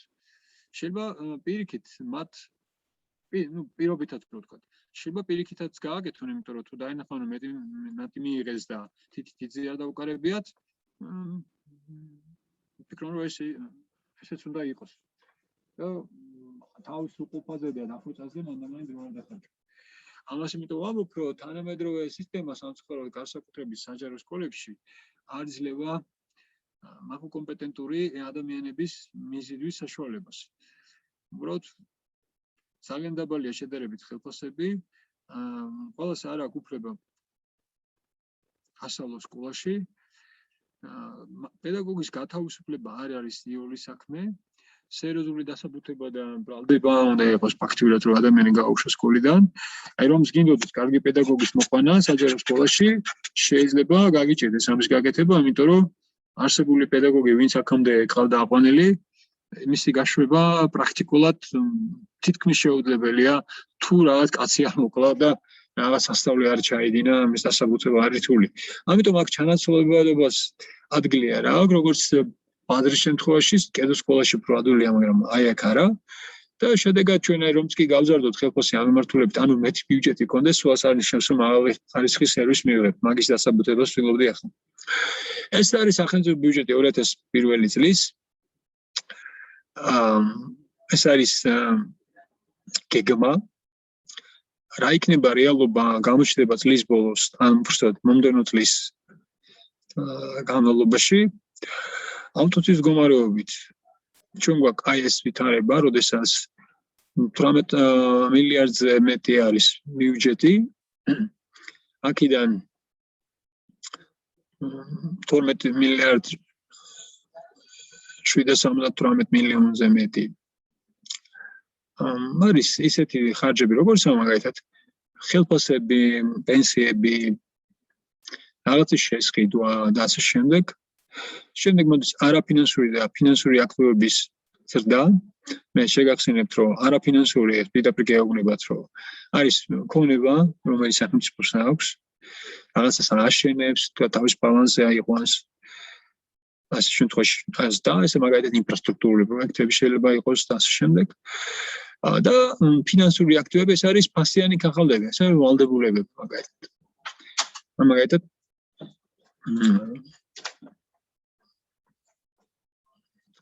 ახლა ფასიანი ქაღალდები და ასე შემდეგ. როგორ იქნება საინტერესოა, წლის ბოლო როგორ დამთავრდება, იქნება თუ არა საჭირო დამატებითი თანხების მოზიდვა. პანდემიის ვითარება და შეზღუდვები, რომელიც საქართველოში იყო წლის განმავლობაში, მაძლევს ეჭვს, რომ სახელმწიფოს ექნება გადახარჯვა, ესე ვთქვათ, აი ამ ბიუჯეტიდან და წლის ბოლოს ჩვენ სხვა მონაცემებს ნახავთ და გაიცათ ჩვენ აი ფაქტობრივი ინფორმაცია გვექნება განსხვავებული ვიდრე აი ეს გეგმა. აქვე გეტყვით, რომ და ამით დავასრულოთ, იმიტომ რომ შემდეგ კიდე ერთი თემა დაგვრჩა და შესვენებაც მინდა რომ მოგცეთ. ეს ყველაფერი ეხებოდა ცენტრალურ ხელისუფლებას, მაგრამ მე თავიდან ვთქვი გუშინ წინა ლექციაზე, რომ არსებობს ეგრეთ წოდებული ნაერთი ბიუჯეტი, რომელიც გულისხმობს ცენტრალური და ადგილობრივი ხელისუფლებების ერთობლივ ბიუჯეტს. მაგრამ არსებითად გამომდინარე იქიდან, რომ ეს მაინც არის თვითმმართველობის მუნიციპალური, მათ აქვს დამოუკიდებელი ცხოვრება და ეს არის უბრალოდ მექანიკური ჯამი. მიუხედავად იმისა, რაც მე ვერჯერ ვთქვი, რომ ზედმეტ დაცენტრალიზებულია, დაკავშირებულია, შეთანხმებულია და ხანდახან დავალებულიც კი არის ცენტრალური მთავრობიდან თუ რა უნდა გააკეთოს ადგილობრივი მთავრობა, მაინც ფორმალურად ეს დამოუკიდებელი ცხოვრებითაა და აქ ბიუჯეტის თვალსაზრისით არის მექანიკური ჯამი. Ну, ყოველ შემთხვევაში თქვენ რომ წარმოდგენა გქონდეთ, იმიტომ მინდოდა მეთქვა. ანუ ეს არ შედის თავრობის ბიუჯეტში, ეს არის ცალკე. ანუ მუნიციპალიტეტების ცალკეა, თავრობის ცალკეა და მე ერთშიც უბრალოდ მექანიკურად ჯამდება.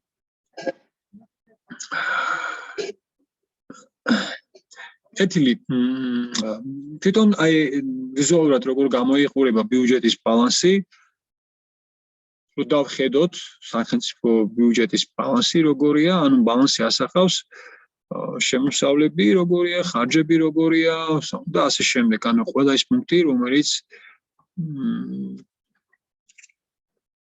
ასახავს თუ რა ქმედებებს მიმართავს სახელმწიფო ამადავემ შემთხვევაში. მაგალითად, ნახეთ ვალდებულებების და ფასიანი ქაღალდების და საგარეო ვალები, სესხები, საშინაო ფასიანი ქაღალდები, სესხები, ბერტული დავალიანებები და ასე შემდეგ. ანუ ძალიან ბევრი დეტალური ინფორმაცია შეგიძლიათ მოზებნოთ აქ. მათ შორის შეგიძლიათ ნახოთ რეალურად საგადასახადო შემოსავლები როგორი იყო, გრანტებიდან რა შემოსავლები, სხვა შემოსავლები, რაზეც გითხარით, მაგალითად შეიძლება ყოფილიყო პრივატიზებიდან, ჯარიმებიდან და სხვა ესეთი წყაროებიდან მიღებული თანხები აქ უბრალოდ გაერთიანებულია გამარტივების მიზნით ერთ პუნქტში სხვა შემოსავლები. თუმცა სხვა დოკუმენტებში უფრო დეტალურად, აი უბრალოდ ყველა რა თქმა უნდა არ წარმოვადგინე ზოგადად, რომ წარმოდგენა გქონდეთ რაზე ალაპარაკი, ის წარმოვადგინე მხოლოდ. მოკლედ, ესეთია ბიუჯეტის ფორმირების წესი, სხვათა შორის, როგორც გითხარით, აი ეგ საიტია, მითითებული, რომელიც თქვენ შეგიძლიათ გამოიყენოთ და ბიუჯეტის დაგეგმვაში მონაწილეობას ჩაერთოთ, მიწეროთ თქვენი მოსადრებები და რა ვიცი, სცადოთ რეალურად, აი მაგალითად ჟურნალისტური გამოძიება ჩაატაროთ, რეალურად გაქვთ თუ არა გავლენა ბიუჯეტის ჩამოყალიბებაზე. აი ამ გვერდის მეშვეობით შეიძლება რაღაც განაცხადი, რაღაც პროექტის იდეა მიაწოდოთ და მე ვზდიოთ, ესე ვთქვათ, რამდენად შეიძლება მისი ასახვა ბიუჯეტში. აი ჩაეძიოთ, ჩასდიოთ, თუ გინდა ესე ვთქვათ. ძალიან საინტერესო მეჩვენება ესეთი წამოწყება და თქვენ თუ შეძლებთ ეს რაღაც პროექტის სახით, თუნდაც აი ჩვენი კურსების ორგანიზატორებს ვთხოვეთ, რომ შეიძლება აქვთ რესურსი ამ ესეთი საველე სამუშაოს, შეიძლება სცადოთ და გამონახოთ თუ რამდენად კმედითია. აი თქვენ თუ შეძლებთ, ესე იგი ბევრი შეძლებთ და თუ თქვენ ვერ შეძლებთ, მაშინ ძალიან შეულებს შეუძლია და ესე იგი ძალიან შეზღუდული და კონფირმირებული ყოფილა და თუ თქვენ შეძლებთ, მაშინ შეიძლება ბევრმა ახალგაზრდამ, ბევრმა ასე ვთქვათ, მუნიციპალურმა აქტივისტმა, მსგავსმა ასე ვთქვათ, უფრო სოციალურად აქტიურმა ადამიანმა მოახდინოს გავლენა. და ეს კარგი იქნება თქვენი მაგალითი შეიძლება იყოს გადამდები, ასე რომ ვთქვათ.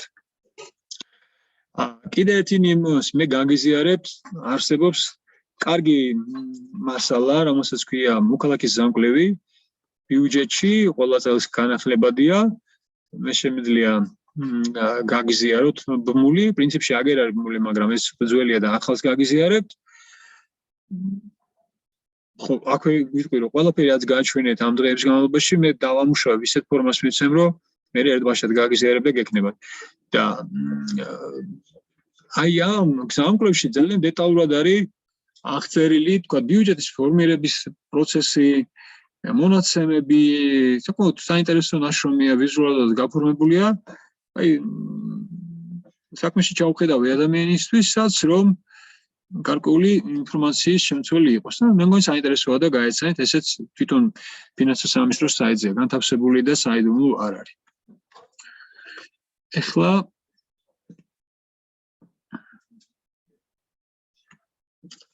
მოდით დაისვენეთ 5 წუთი და დავბრუნდეთ უკვე მონეტარული თემით.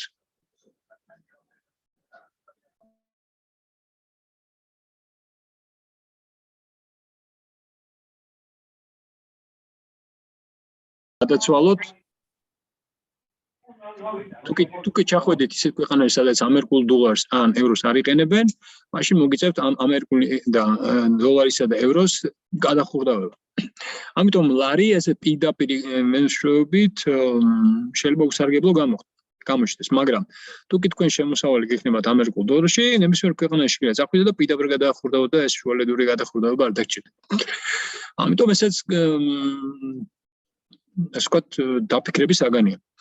ხო და როდესაც თქვენ მაგალითად გაქვთ არჩევანი, თქვენ ფიქრობთ, აი რომელი ვალუტა იქნება გრძელვადიანი პირობებში ბევრად უფრო გამოსადეგი დანაზოგებისთვის, მოგზაურობისთვის და ასე შემდეგ. აღმოაჩენთ, რომ ესეთი ვალუტები არის ძალიან ცოტა. სულ 2-3. და მე შეიძლება უბრალოდ ორივე გამოიყენოთ, ხან ერთი გამოიყენოთ, ხან მეორე გამოიყენოთ, პარალელურად ერთმანეთი დააბალანსებინოთ ამ 2-3-ს, იმიტომ რომ დივერსიფიკაცია გააკეთოთ თქვენი პოტენციური დანაზოგის და გქონდეთ შანსი, რომ თქვა ერთ რამ რომ მოუვიდეს, მეორე მაინც იქნება გარანტირებულად უკეთესი.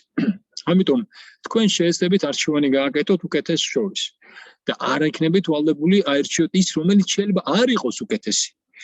მე არ ვამბობ, რომ ლარი იქნება აუცილებლად ცუდი. მე ეს არ მეთქვამს. მე ვამბობ, რომ თქვენ ამ კითხვებს დასვამთ. ხოლო ისინი, ვინც ლარს მართავს, რახან თქვენ ასეთ კითხვებს სვამს, შეეცდება რომ ლარი გაამჯობესოს. ანუ ვისაც პატრიოტული შეხედულებები აქვს ლარზე მხოლოდ, მაშინ მე მათ უნდა უთხრა, რომ ერთადერთი გზა, რომ ლარი გრძელვადიან პერიოდში იყოს სტაბილური მსყიდველობით უნარის მქონე ვალუტა, არის ის, რომ ის იყოს თავისუფალ კონკურენციაში და არა პრივილეგირებაში, როგორც არის. დღეს როგორ არის? დღეს ჩვენ ველვალდებულება ლარის გამოყენება, მაგრამ იმ ადამიანებს, ვინც ამ ვალდებულებას გვანიჭებს, გვავალებს, ესე ვთქვათ, გვადებს, არანაირად არ ევალებათ ამ ვალუტის სტაბილური მსყიდველობით უნარის შენარჩუნება, თუნდაც ერთი წლით სხვა წლებს თავი დავანებოთ. ხო, ნონსენსია რა. თქვენ გეუბნებიან, რომ თქვენ გინდა თუ არა უნდა გააკეთოთ რაღაცა საქმე და ისინი გეუბნებიან, რომ ამ საქმეზე ისინი მასუგებლები არ არიან, კაი საქმე იქნება და ცუდი საქმე.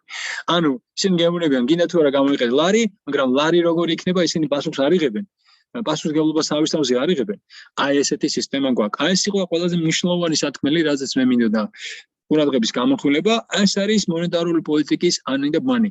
ჩვენ გვაქვს მონეტარული პოლიტიკა, რომელიც არის პიროვნულ ფაქტორებზე დაფუძნებული, ადამიანურ შეხედულებებზე, ჩვენ გვაქვს მონეტარული პოლიტიკა, რომელიც აქტიურ პოლიტიკურ ჩარევაზეა ორიენტირებული, როდესაც შესაბამისი ინსტიტუტი მოქმედებს უამრავ გადაწყვეტილებებზე და შესაბამისად გავლენას ახდენს ყველა იმ ფინანსურ მოვლენაზე, რაც საქართველოში მიმდინარეობს და მესამე, ფული, რომელსაც ჩვენ გვავალებენ, რომ გამოვიყენოთ, არავინ არ არის მასზე პასუხისმგებელი, რომ ნულოვანი პასუხისმგებლობა მასზე. აი ესეთი ვითარება, აი ამ ვითარებაში რა მონეტარული პოლიტიკის წარმატებაზე შეიძლება იყოს ლაპარაკი საერთოდ. ეს ბაფთიანი ადამიანები, რომლებიც ეროვნული ბანკის, ფინანსის სამინისტროს და სხვა რაღაც ორგანიზაციების სახელით გვესაუბრებიან ხოლმე, სინამდვილეში ტყუიან, აბსოლუტურად ტყუიან და მე ვფიქრობ, რომ ძალიან კარგად გამოსდით ეს, იმიტომ რომ ისეთმა ადამიანებმა, როგორც ჟურნალისტები არიან, თუ ეს გაატარეთ და ვერ შეამჩნიეთ, ესე იგი ისინი ამას ძალიან პროფესიონალურად აკეთებენ. ისე როგორც შულერები აკეთებენ პროფესიონალურად და ადამიანებს კარში უგებენ, ჯიპის კურდები აკეთებენ ამას პროფესიონალურად და მაგალითად მეტროებში და მსგავს ფულს ისე აცლიან, რომ ვერ დაინახოთ და ასე შემდეგ. და რატო მე არ მიკვირს, რომ ეგეთი ადამიანები არსებობენ და შეიძლება ტელევიზორში იჯდეს ადამიანი ბაფთით ძალიან ლამაზად ლაპარაკობდეს, ამ დროს თავიდან ბოლომდე ყველაფერს გატყუებდეთ. აი ეს არის. ეხლა მინდა რომ თქვენ კითხვა-პასუხზე გადავიდე და მე აი ჩემ სამ ვთქვათ თეზის შევეცდები რომ უფრო მეტი არგუმენტი მოვუძებნო. ეგ რაღაც კითხვა არის, მე შევეცდები წავიკითხო. იცით რა, მე მას ვერ ვმართავ, რა ქვია. პოინტერი დამეკარგა, აი თითით შვები. მოგეხსენებათ ლარის ღირებული სხვა ვალუტების მართულებით ბევრი ფაქტორი განსაზღვრავს. ბევრ რამეზე შეიძლება იყოს დამოკიდებული ლარის მიცვლები, როგორც მაგალითად საგარეო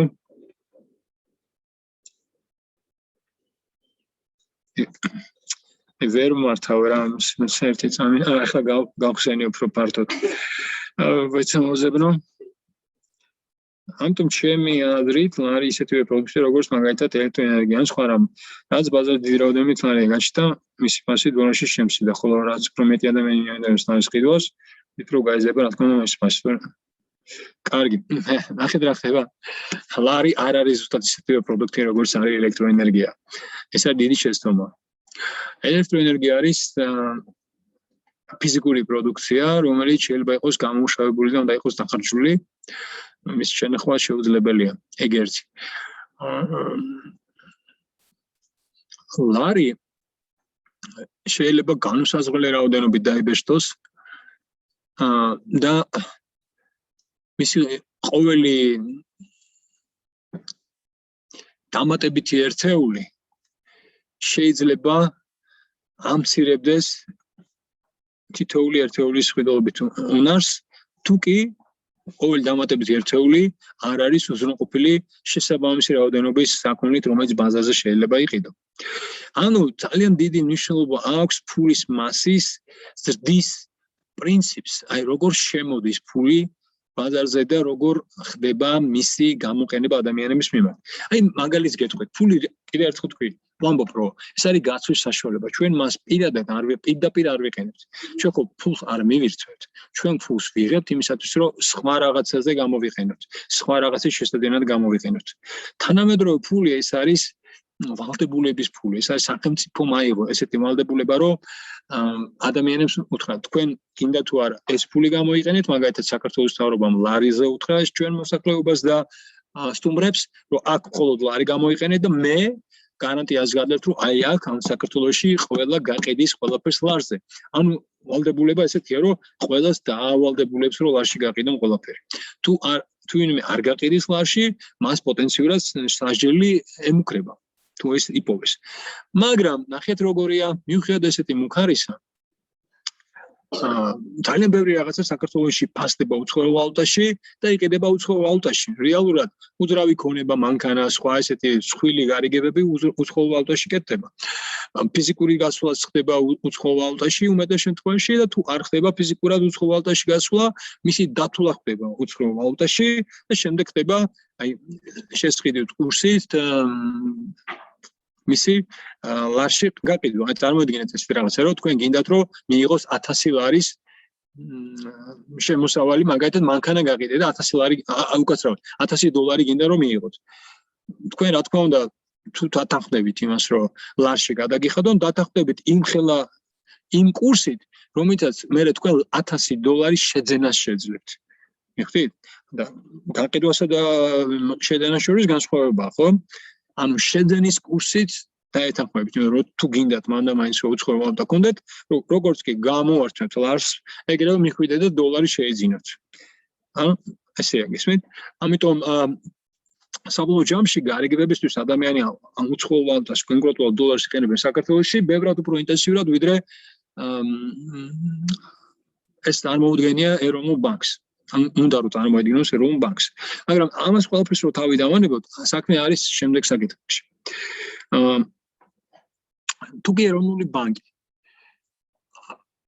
უამრავი ბერკეტით ახდენს გავლენას, თუ როგორი იყოს ფულის მასის მიწოდება ბაზარზე, მაგალითად რეფინანსირების განაკვეთის ზრდით ან შემცირებით, რეფინანსირების სესხების მოცულობის ზრდით ან შემცირებით, დეპოზიტების სადაზღვევო სისტემის შემოღებით და ძალიან ბევრი სხვა რაღაცების შემოღებით, მაშინ აღმოჩნდება, რომ სინამდვილეში მას აქვს ძალიან დიდი სივრცე манипуლირების ამ სისტემით.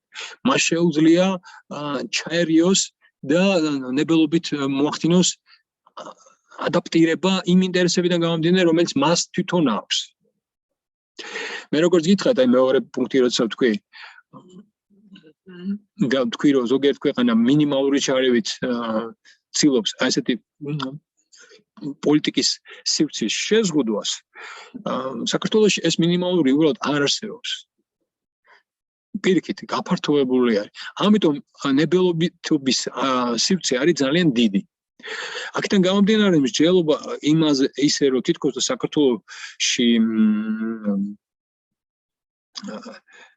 აი როგორც ითქვა რომ ეს ყველაფერი დამოკიდებულია რაღაც ადამიანების სულზე, რაღაცა იყიდონ, რაღაცა გაყიდონ, ლარი გამოიყენონ, მარტო მაგაზე არ არის.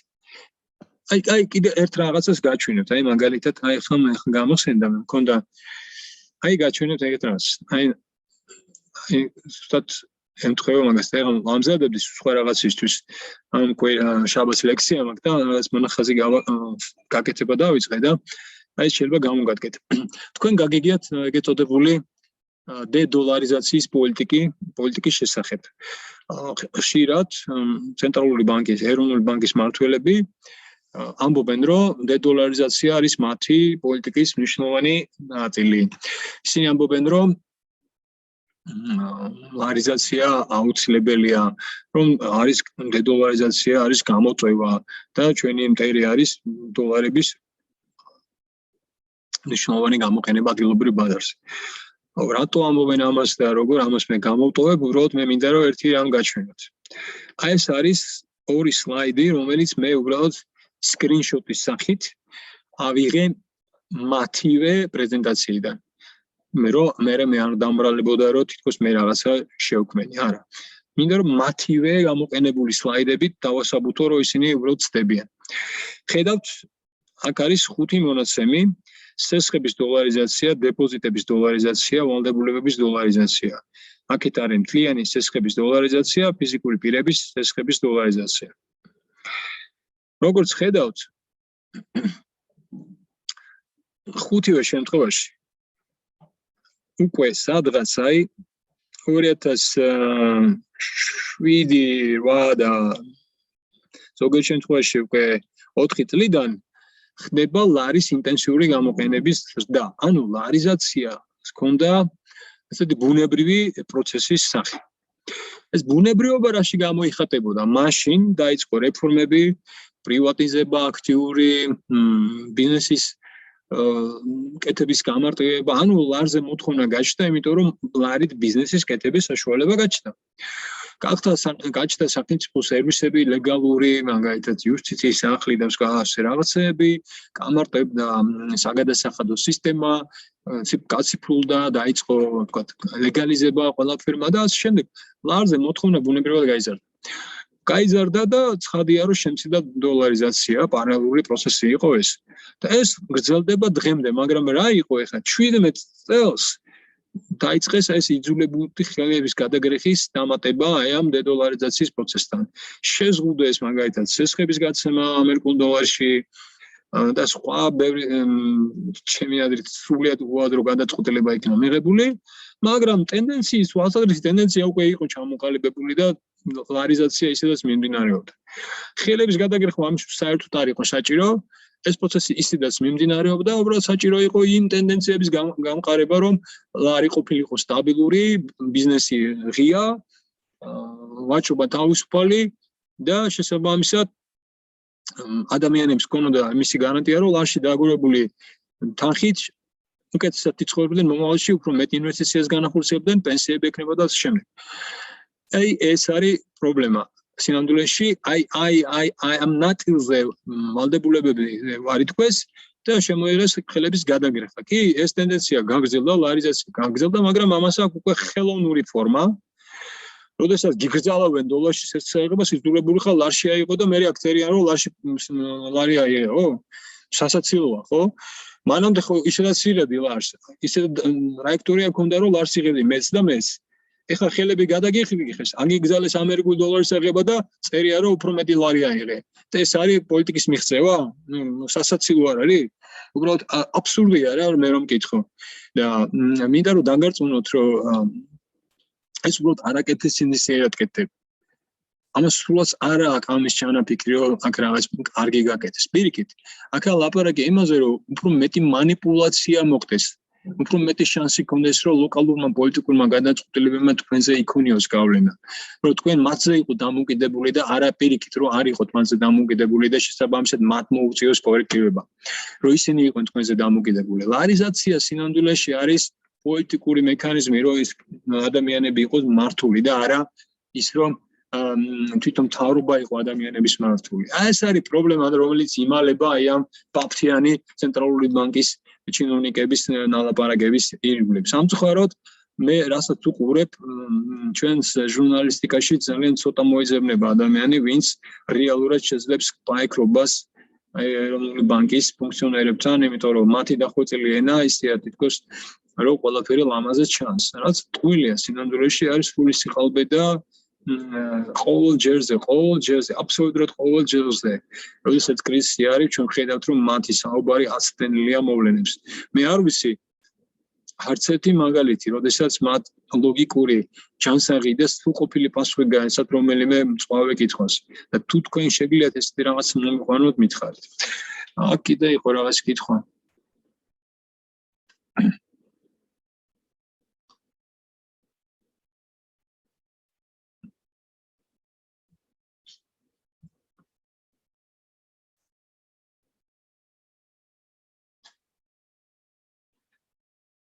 ამიტომაც არის ბანკებში რეფინანსირების განაკვეთი, რომ ლაიდან აღებული შესხი იზრდება და ბანკი არ შესაძლოა. ხო, ახლა რეფინანსირების შესხი რა ხდება? უყურეთ, რეფინანსირების შესხი გაიცემა ბანკებზე. ხა როგორ არის საბანკო სისტემა აწყობილი? ეროვნული ბანკი გასცემს ლიცენზიებს ბანკების არსებობას. ბანკები რომ არსებობდნენ, მათ უნდა ჰქონდეთ ლიცენზია. ლიცენზია რომ ჰქონდეთ, მათ უნდა ჰქონდეთ საწესდებო კაპიტალი, მათ უნდა ჰქონდეთ შენობა, რომელიც იქნება სათანადოდ აღჭურვილი, უნდა ჰქონდეთ გამოცდილი კადრები და ასე შემდეგ. მათი შემოსავლების წყარო, ანუ დამფუძნებელი დოკუმენტები ასევე სუფთა უნდა იყოს და ასე შემდეგ.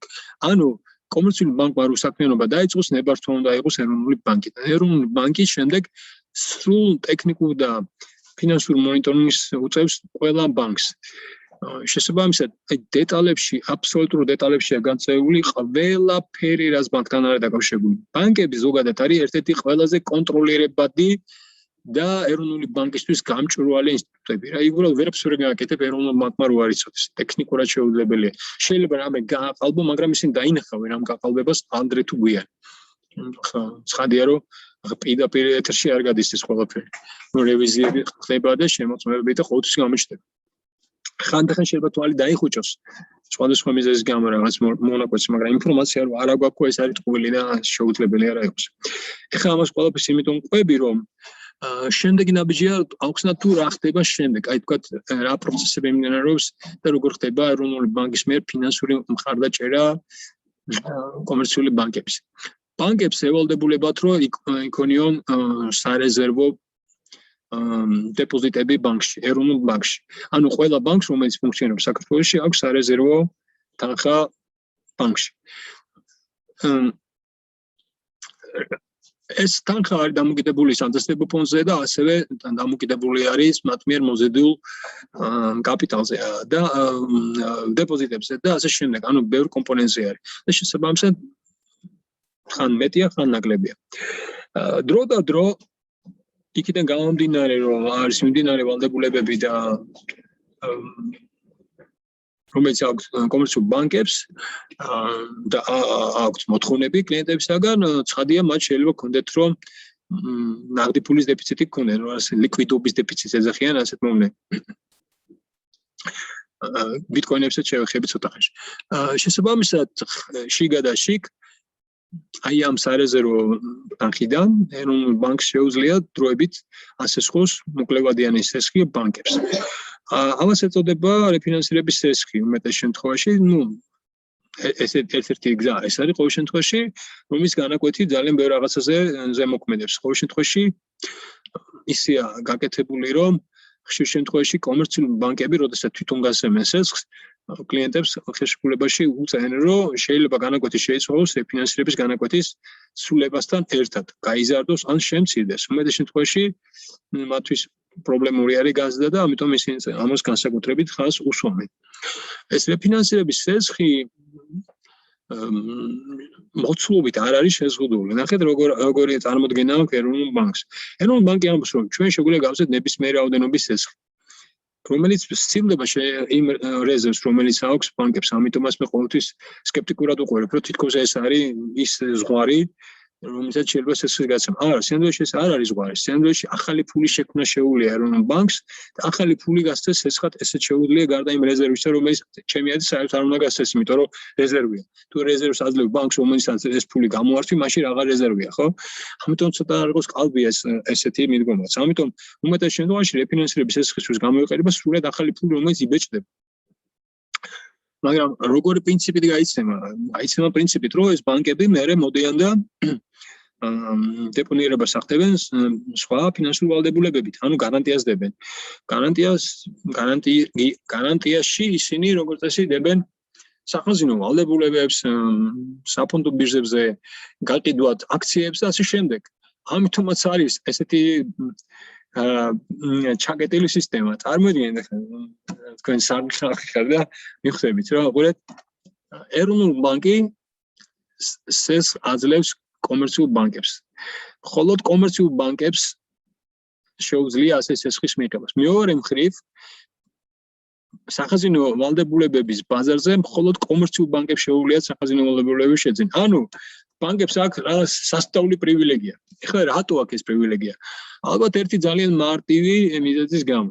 ეს მარტივი მიზეზი არის ეს, რომ ისინი გამოყენებული არიან ცენტრალური მთავრობისა და ეროვნული ბანკის გარიგებისთვის, რომელიც გულისხმობს ეროვნული ბანკის მიერ მთავრობის ირიბ დაფინანსებას, მაგრამ პირდაპირ დაფინანსების უფლება არ აქვს.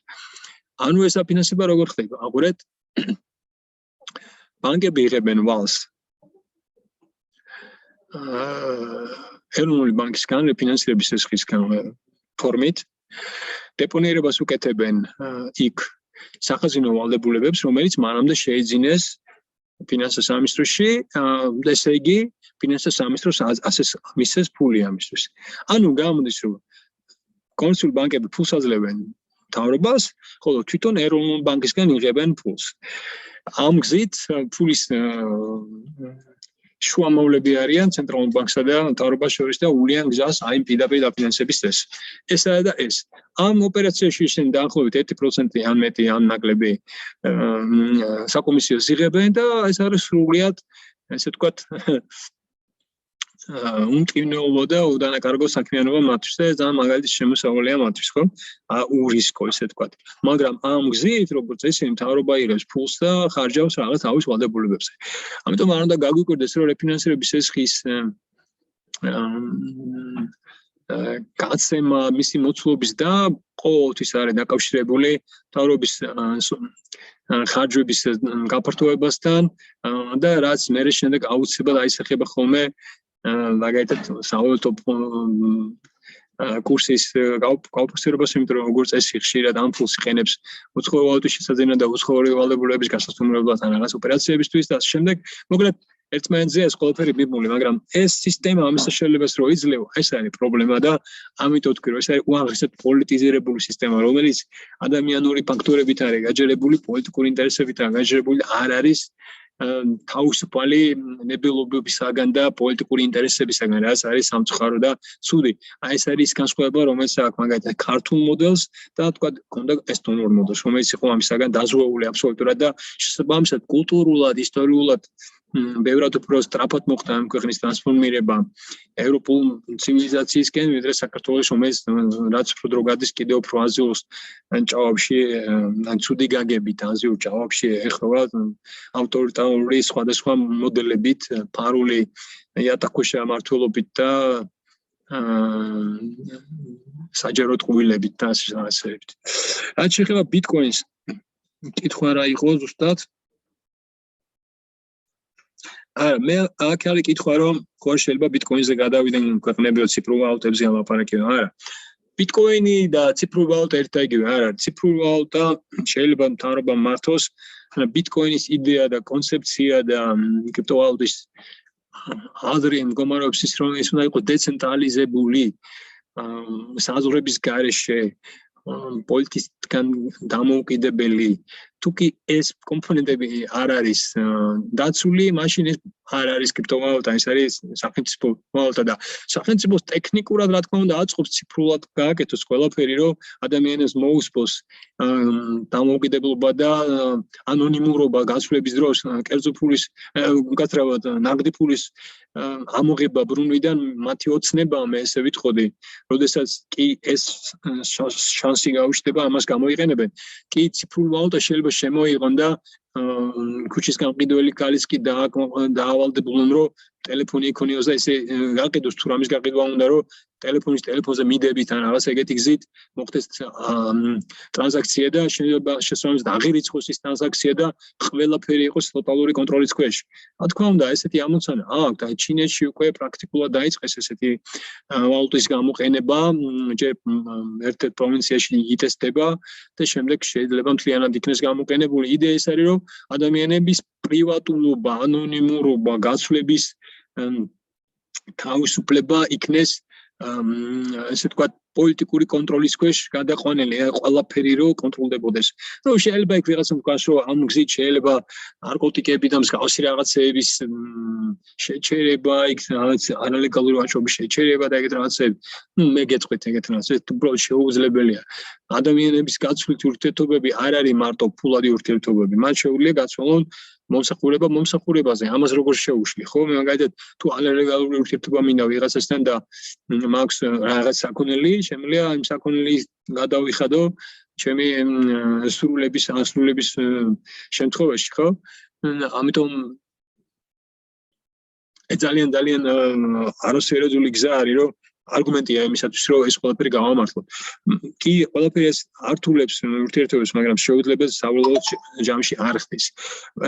რომ დაუბრუნდე კითხვას, მთავრობები აუცილებლად შეეცლებიან, რომ გააციფრულონ, რაც შეიძლება, ეხლა ჩვენ მაგალითად ლარს, ხო?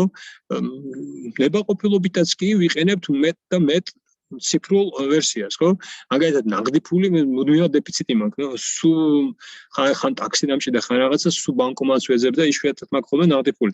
იმიტომ რომ უმეტეს შემთხვევაში ელექტრონულად ვიხდი ხოლმე, რაც მჭირდება, მაღაზია იქნება თუ რაღაცა იქნება, ბარათი მაქვს, ტელეფონში მაქვს ფუნქცია, რომელიც იხდის, რომ საფულე რო დამჭირს, მაინც არ მაქვს პრობლემა, თუ ტელეფონი არ დამჭა, ტელეფონიდან შემიძლია ნახეთ, საათი შეიძლება, საათი არ მაქვს უბრალოდ, თორე საათი შეიძლება ჩადო კონდეს და იმაში იყოს ეს ყველაფერი და ინტერნეტთან კავშირის შემთხვევაში გადახდები უპრობლემოდ განახორციელო. ანუ ბეჭედი შეიძლება ქონდეს 1000 რაღაც შეიძლება პატარა სტიკერი, აი მე მაქვს პატარა სტიკერი, რომელიც შეიძლება უბრალოდ გედოთ. ეს ტრანსა პატარა ბარათივით, ანუ პატარა ბარათივით და შეგიძლიათ გამოიყენოთ. არანაირი სირთულე ამაში არ არის.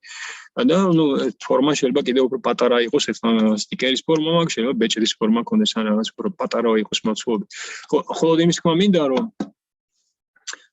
ჩვენ მაგალითად მომხმარებლები წინააღმდეგი არა ვართ ამ ციფრულობის, მაგრამ იმ პირობით, რომ სადაც აღჭირდება და თუ მოგვინდება, ჩვენი ანონიმობა რო იყოს დაცული, ალტერნატივაც უნდა არსებობდეს. თუ ალტერნატივას მოგვისპოვებენ, აი მაშინ სირთულეები წარმოიქმნება ბევრისთვის. მე გარდა იმ სირთულეებისა, რომ არის მაგალითად ყოველთვის ხო არ არის ინტერნეტი ყველასათვის ხელმისაწვდომი, ყველგან არ არის ხელმისაწვდომი და ასე შემდეგ. ეს პრობლემებიც ხო არის, მაგალითად ეგ ეცემა მთები ვახსენეთ და მთებში ხშირად ინტერნეტი არ მუშაობს სისწრაფით. ადამიანებს, რომლებიც იქ ცხოვრობენ, შეიძლება თანამედროვე ტელეფონები და ტექნიკური აღჭურვილობა არ კონდეს, ხელმისაწვდომი არ იყოს მათთვის და ასე შემდეგ. ასე რომ ეს მარტივი არ იქნება, მაგრამ ამოცანა რომ ციფრულზე გადაიყვანონ, მე წარმომიდგენია რომ ესეთი ამოცანა არის. მაგრამ მომხმარებლის პოზიციიდან მე ვამბობ, რომ ჯობია რომ ეს არ იყოს ტოტალური შეზღუდვის გზით, არამედ არჩევანის გზით. მე მინდა ვიყენებ, არ მინდა და არ ვიყენებ. ასეთია გზა. მაგრამ ეს არავითარ შემთხვევაში არ იქნება ბიტკოინი, იმიტომ რომ სანამ ამას ცენტრალური მთავრობა მართავს, ის ბიტკოინი ვერ იქნება. ბიტკოინი არის დეცენტრალიზებული საზღვრების გარეშე მოქმედი გაცვლის საშუალება, რომელსაც თავისი პრინციპი აქვს, რომელიც არსებითად გამორიცხავს პოლიტიკური ინტერესებით მართვას, როგორც მე ვთქვი, უბრალოდ ტექნიკურად შეუძლებელია. პოლიტიკა საერთოდ ვერ ერევა ბიტკოინის მართვაში. ამიტომ ის არის ძვირფასი. ბიტკოინის კონცეფცია და იდეა მოდიოდა სწორედ სახელმწიფოსაგან ჩამოურევლობის მიღწევის ამოცანიდან, რომელიც მოდიოდა ესეთი დიდი მოაზროვნეებიდან, როგორც არის მაგალითად ჰაიეკი, ფრიდმენი, აინ რენდი და სხვა ესეთი მოაზროვნეები. აი ამათი საუბრეს თავის დროზე პირველებმა, რომ ეს აუცილებლად უნდა დადგეს. იმისათვის, რომ ჩვენი თავისუფლებები გაფართოვდეს. ბიტკოინი იყო ამ იდეების პრაქტიკული რეალიზაცია, როცა ინტერნეტმა და კოდირების ხელოვნება მიაღწია სათანადო დონეს. თორემ ჰაიეკმა და ფრიდმენმა ამაზე ილაპარაკეს 90-იან წლებში და 80-იან წლებში საერთოდ. ჰაიეკი გარდაიცვალა 93 წელს და მას ამაზე უკვე ნალაპარაკები ქონდა, რომ ის ამბობდა, რომ ჩვენ გვჭირდება გამოვეგონოთ ისეთი ფული, რომელიც ჩაანაცვლებს არაძალადობრივი გზით იმ ფულს, რომელსაც პოლიტიკოსები მართავენ. პირდაპირ ინტერვიუ აქვს ესეთი, მე შემიძლია გაგიზიაროთ ინგლისურ ენაზეა ეს ინტერვიუ. პირდაპირ ესე აქვს ნათქვამი 93 წელს გარდაიცვალა კაცი და ამაზე ისაუბრა, ბიტკოინი კი არა, ინტერნეტი არ იყო მაშინ. ხო და ამის მერე 99 წელს ფრიდმენმა ისაუბრა, რომ ძალიან ახლოსა უკვე ინტერნეტი იყო და ფრიდმენმა ისაუბრა, რომ უკვე ახლოსა ისეთი ფულის შემოღება, რომელიც ინტერნეტის მეშვეობით მოგცემს გათვლის პირდაპირ საშუალებას. მაშინ კოდირება არ იყო ჯერ ისეთ დონეზე, რომ ესეთი რაღაცა გამოეგონებინათ. მეხტეთ, ამიტომ ეს პროცესი რაღაც თეორიულად უკვე გააზრებული იყო, ვიდრე მან როცა შეიქმნა მაშინ. უკვე აზრი ამ თავისუფლების იდეა ამ ფულის თვალსაზრისით უკვე ტრიალებდა. უკვე მე როცა ტექნიკურად მოიფიქრეს, რომ უნდა გადაეწყვეტათ, განახორციელეს. და ეს რადიკალურად განსხვავებულია. ან ბიტკოინი უნდა იყოს, ან მთავრობა. და მთავრობა ციფრული იქნება თუ აჯახებით არიგებს არსებითი მნიშვნელობა არა. მოდი ბატონო პატა, მე როგორც ვიცი, სალვადორმა მიიღო ეხლა როგორც ოფიციალურ გადახდის საშუალებად ბიტკოინი. აი მისი ინტერესი რა იყო ამ შემთხვევაში? სალვადორის შემთხვევაში იყო რეალობის აღიარება, ხა ჩვენ ხო აი მაგალითად საქართველოში უამრავი ადამიანია, ვინც ბიტკოინის შემოსავალი აქვს. რომ ჩვენ და სხვადასხვა არის რომ რამოდენიმე ბანკომატია თქვენ შეგიძლიათ მიხვიდეთ და თუ გაქვთ ბიტკოინის ანგარიში შეიძლება გაანალოთ იქიდან. მე მეკვის რომ თავრობა ჩვენთან ესე და რომ უცნაური რა საქართველოს არის ერთ-ერთი ყველაზე აქტიური იყო ყოველ შემთხვევაში ეხლა შედარებით ჩამორჩით ქვეყანა სადაც ბიტკოინების წარმოება ხდება. ძალიან ბევრი ადამიანი იყო ამ საქმე დაკავებული. და არის კიდევ დაკავებული. მეტიც თვითონ ივანიშვილი და მისი სერიოზული გარემოცვარი დაკავებული. ხო იცით რომ მაგერ გდანში და კიდე რამოდენიმე გორშიც იყო ადრე. უზარმაზარი ცენტრებია ბიტკოინების წარმოების, ხო? იმაზეც კი იყო ლაპარაკი, რომ რატო იღებენ ისინი შედარებით უფრო იაფი ენერგიას და შემდეგ. ამას ავიდავანებოთ.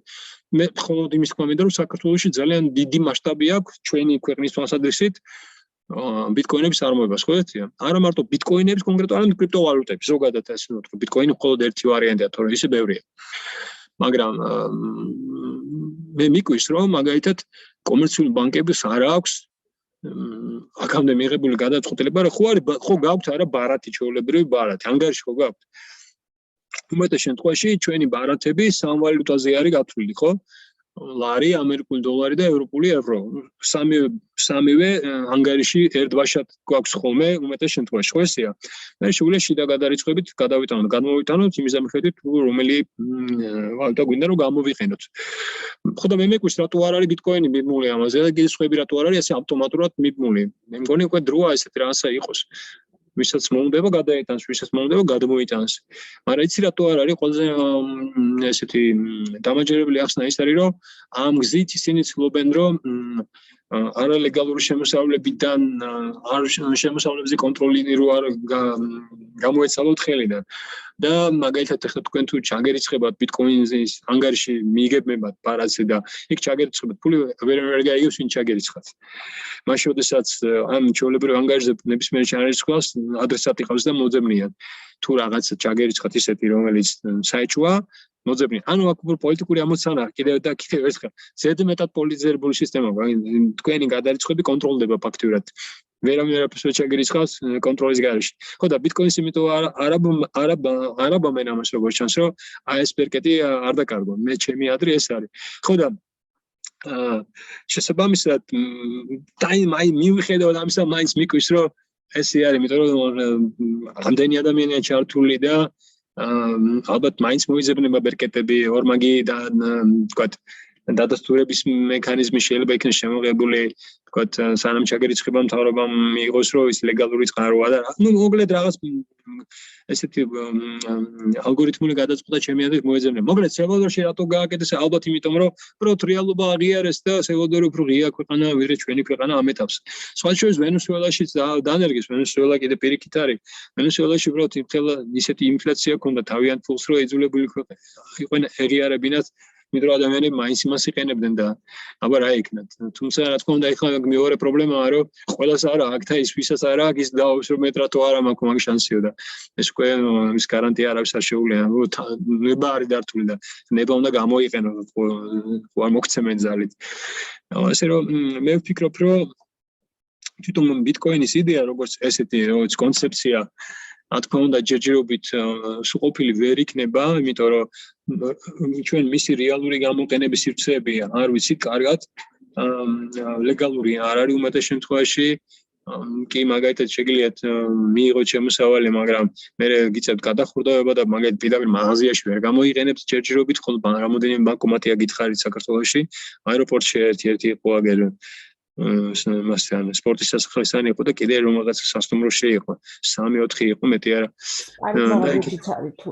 ხო უკვე შეიძლება უფრო მეტ ადგილზეც არის კი ხო მე პერიოდში აღარ დამითვლია მაგრამ ნუ ადრე 1-2 წლის 3 წლის წინ ინფორმაციას ვამბობ ხო და რა თქმა მინდა რომ ეს რომ მე თქვა ნება მიეცეს ხო უფრო ლეგალური გახდებოდა უფრო გასაგები გახდებოდა და მაგრამ მეორე მხრივ კონკურენტი გავიჩნდებოდა და იძულებული იქნებოდნენ რომ ეს ლარი ცოტა სხვანაირად ემართათ და ესეთი ნებელობითი პოლიტიკური ხრიკები შეესრულდათ რა საკუთარ თავში უნდა შეზღუდან რა შედეგად რომ მე თვითონ ამას დაუშვებენ ამიტომ მე მეჩვევა რომ ესე ადვილად დაუშვან ისინი ბევრად უფრო აქტიურად წავლენ თვითონ საკუთარი ციფრული ვალუტის შექმნაზე ვიდრე ბიტკოინის როგორც კონკურენტის დაშვებას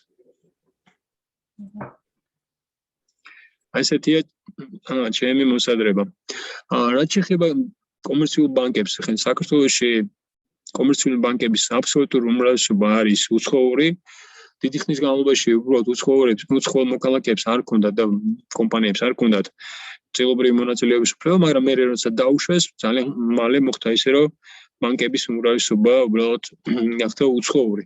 მაგალითად ესე ცნობილი ქართული ბანკები როგორც არის TBC ბანკი, ანუ ქართული წარმოშობის ბანკებს გულისხმობ. TBC ბანკი, საქართველოს ბანკი, თუ ჩახედავთ მათ მესაკუთრეებს, უკვე მე მგონი ადვილად დაიჯერებთ, რომ სინამდვილეში ისინი უკვე მესაკუთრეების თვალსაზრისით უცხოური ბანკებია. მაგალითად, TBC ბანკში თუ ბოლო ინფორმაცია სწორად მახსოვს, ქართველი მონაწილეების სტილი სულ რაღაც 40%, რა 40, 20%-ზე მეტიც არის.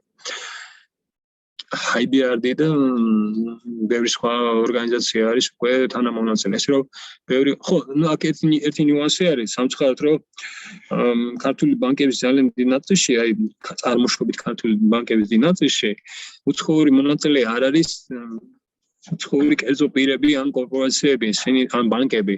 იგივე საერთაშორისო ორგანიზაციები არიან, რაც ჩემი აზრით ძალიან ცუდი არის, იმიტომ რომ სინამდვილეში ეს ბანკები კერძოს კერძო რასაც ქვია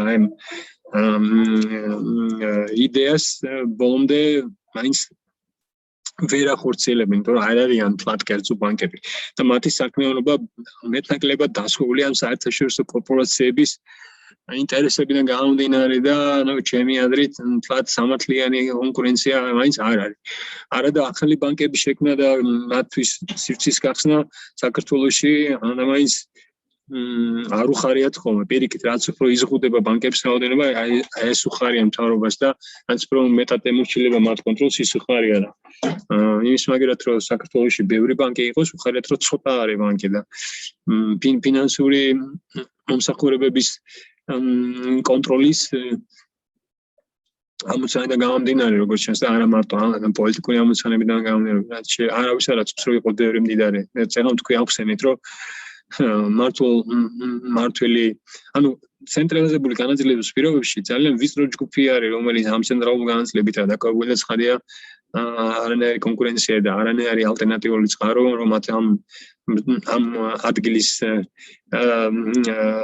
შეეცილოს არავის არ აწყობს ამიტომ ისინი არასოდეს არ დათმობენ ამას ამიტომ ვიცით ჩვენი პოლიტიკური სპექტრის პრობლემა ის არის რომ ისინი ბრძვიან ცენტრალიზებული ხელისუფლების შეადგინის მოსაპოვებლად და არა ამ ცენტრალიზებული სისტემის მოსაშლელად ეს არის პრობლემა რომელიც მე ვერ გაიადრეს ამდენი წელია ისინი ერთმანეთს ეცილებიან კენწეროში მოსახვედრად და არა კენწეროს მოსაცვლელად. ეს არის პრობლემა და ამაზე ამერე ყველაფერი დანარჩენია წყობილი.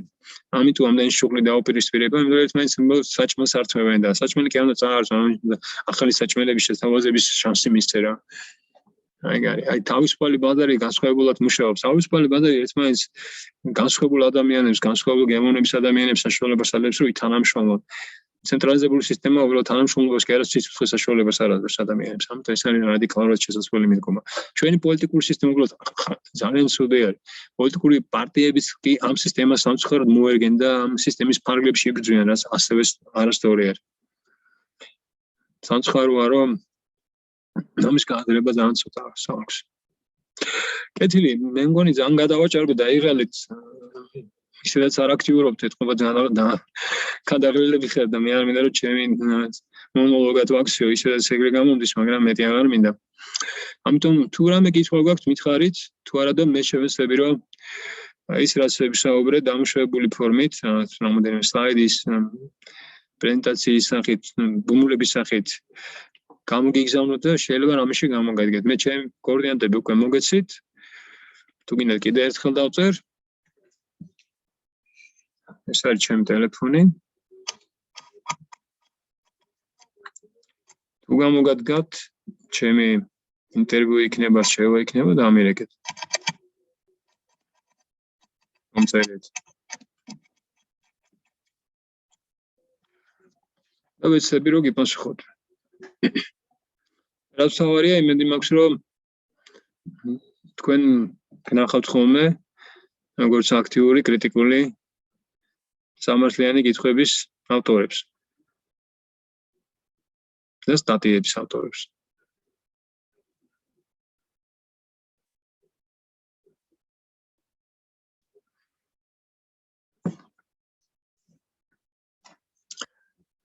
თუ არა გაქვს კითხვები, მაშინ დაგემშვიდობებით, წარმატებები და მე მგონი ჩვენი ჯგუფის მუშაობა ჩემთან ყოველ შემთხვევაში ამ ეტაპზე დასრულდა.